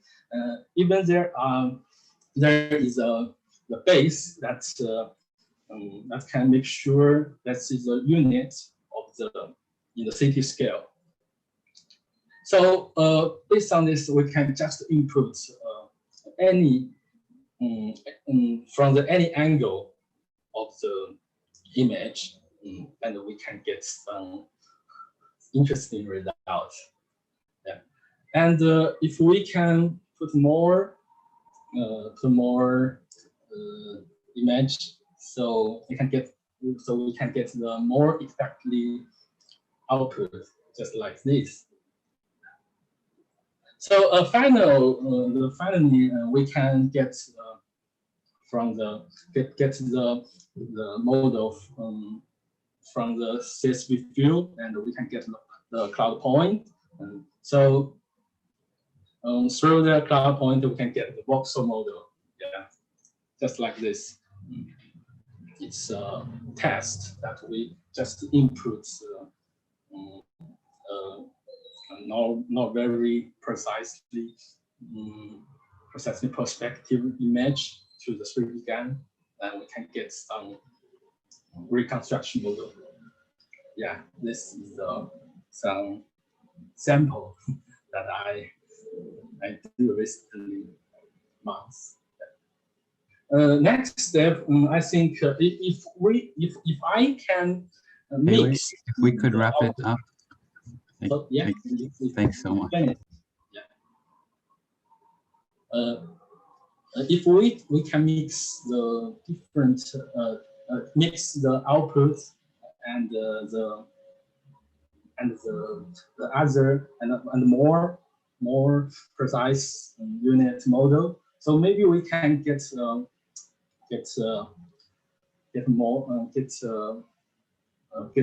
better model from the 3D GAN. So that I think is my next step. Yeah, I want to do. So that is my presentation. I just want to share some ideas of the machine learning. Thank you. Yeah, thank you. Thank you, Pei Wei. Just out of curiosity, between these, within your presentation, could you clarify what parts of this did you use the workshop implementations? Yes, I just use I just use some method that's provided from this workshop. So, but I think if we can mix several different methods, that's maybe there are so potential that we can generate the more different shape, yeah, uh, from our models. And just we can use with different picture, yeah, you can see this mode and this logic of the AI training. Just use the picture, 2D picture, convert to the 3D model. So maybe we can use another 2D image that's and training that makes the 2D image convert to the 3D model. Yeah, so I think that's maybe the potential and what I learned from the workshop. Thanks. And so you produced these this week. Sorry. Sorry. So just to clarify, you produced these this week. Yes. Okay. I mean, I think it's an interesting arc of work. I think, yeah, it was kind of, I wasn't entirely sure what, like the work that you may have done before and the work that was sort of like, that was done this week. But one thing that I think is interesting that you pointed out is that there can be a lot of value in using more structured data sets, because I think a lot of what we've seen, especially on the image analysis or on the image based GAN side, is a set of what we call natural images, sort of like photographs and things like this, which aren't necessarily correlated with other data sets. And I think, the possibility of bringing in GIS data or other kinds of multi-layered and coordinated data in a kind of generative way, I think has a lot of really strong potential. So I think that's interesting. I think one of the things that could be useful to ask yourself is that, okay, once you have this sort of like latent space of the city, what is it what's the goal of that process? What's the sort of like end product? I think it's really, and I've seen sort of like a fair number of 3D GANs trained on urban data. And it's really hard to kind of like create those at any sort of like level of fidelity. And you may be interested in the sort of like noisiness of that process, and maybe interested in sort of like the glitch-like quality, which could be interesting and useful. But I think there's a question of like, okay, well, once we have that, is this something that's intended to be generative of specific urban conditions, kind of like the 2D work that you showed, or is it intended to be something which actually I mean, generative in the sense of sort of like, is it intended to be precisely calibrated to particular urban conditions? Or is it intended to be something which imagines a sort of condition or situation, or imagines a kind of situation which is a little bit more qualitative? And that could be,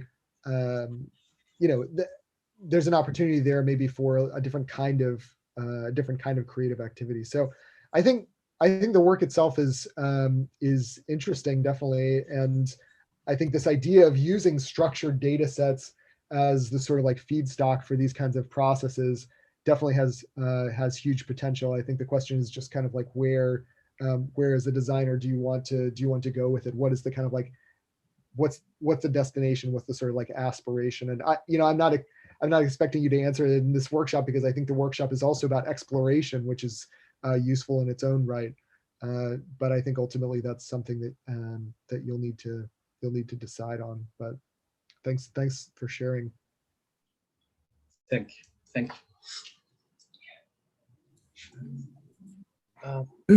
The part I was really interested in was where you sort of like reconstructed like 3D models, like from, like basically you reconstructed 3D models from like these 2D, and then like you're taking like different perspective of the 3D model to actually do more generation. And I think we can also like take that method to, like if you're shooting for the preciseness or like the fidelity of the product, what you can do is like you can basically take the perspective in like different angles, and then like you can later feed the different images of the perspective to like more like newer version of like that 2D image perspective to 3D reconstructions, which I can share here. So, sorry.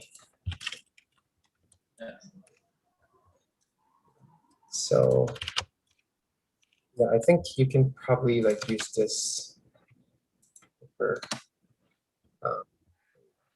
but yeah, anyway, I generally agree with like what Andrew mentioned about like how you're going to take this, as a designer, and like how you're going to feed this into your like creative process as well. And yeah, I really enjoyed like how you actually made this like pipeline that creates like this 2D to actually, like having the layered information of the city in the 3D version. Yeah, and thanks for sharing. Thanks. Thanks so much for sharing that. Curious to see how it develops into different urban shapes, and I guess we've all seen that this fidelity problem is kind of persists with these 3D trained models, but I'm sure in the coming years we'll get some much more unexpected solutions. So look forward to that as well. I think on that note, maybe just some closing remarks before we end the live stream. I think from these reviews, and from this workshop, I hope all of you have learned of how multifaceted this process is, and started to expose you on topics such as, bias, the cultural aesthetics, the role this idea of agency, especially as designers, the role of the data set, how this creative process begins and ends. Are there feedback loops that we have that we can integrate within the system, or to what extent can we use these today and imagine these for tomorrow as tools, design tools especially. So it's I look forward to seeing what you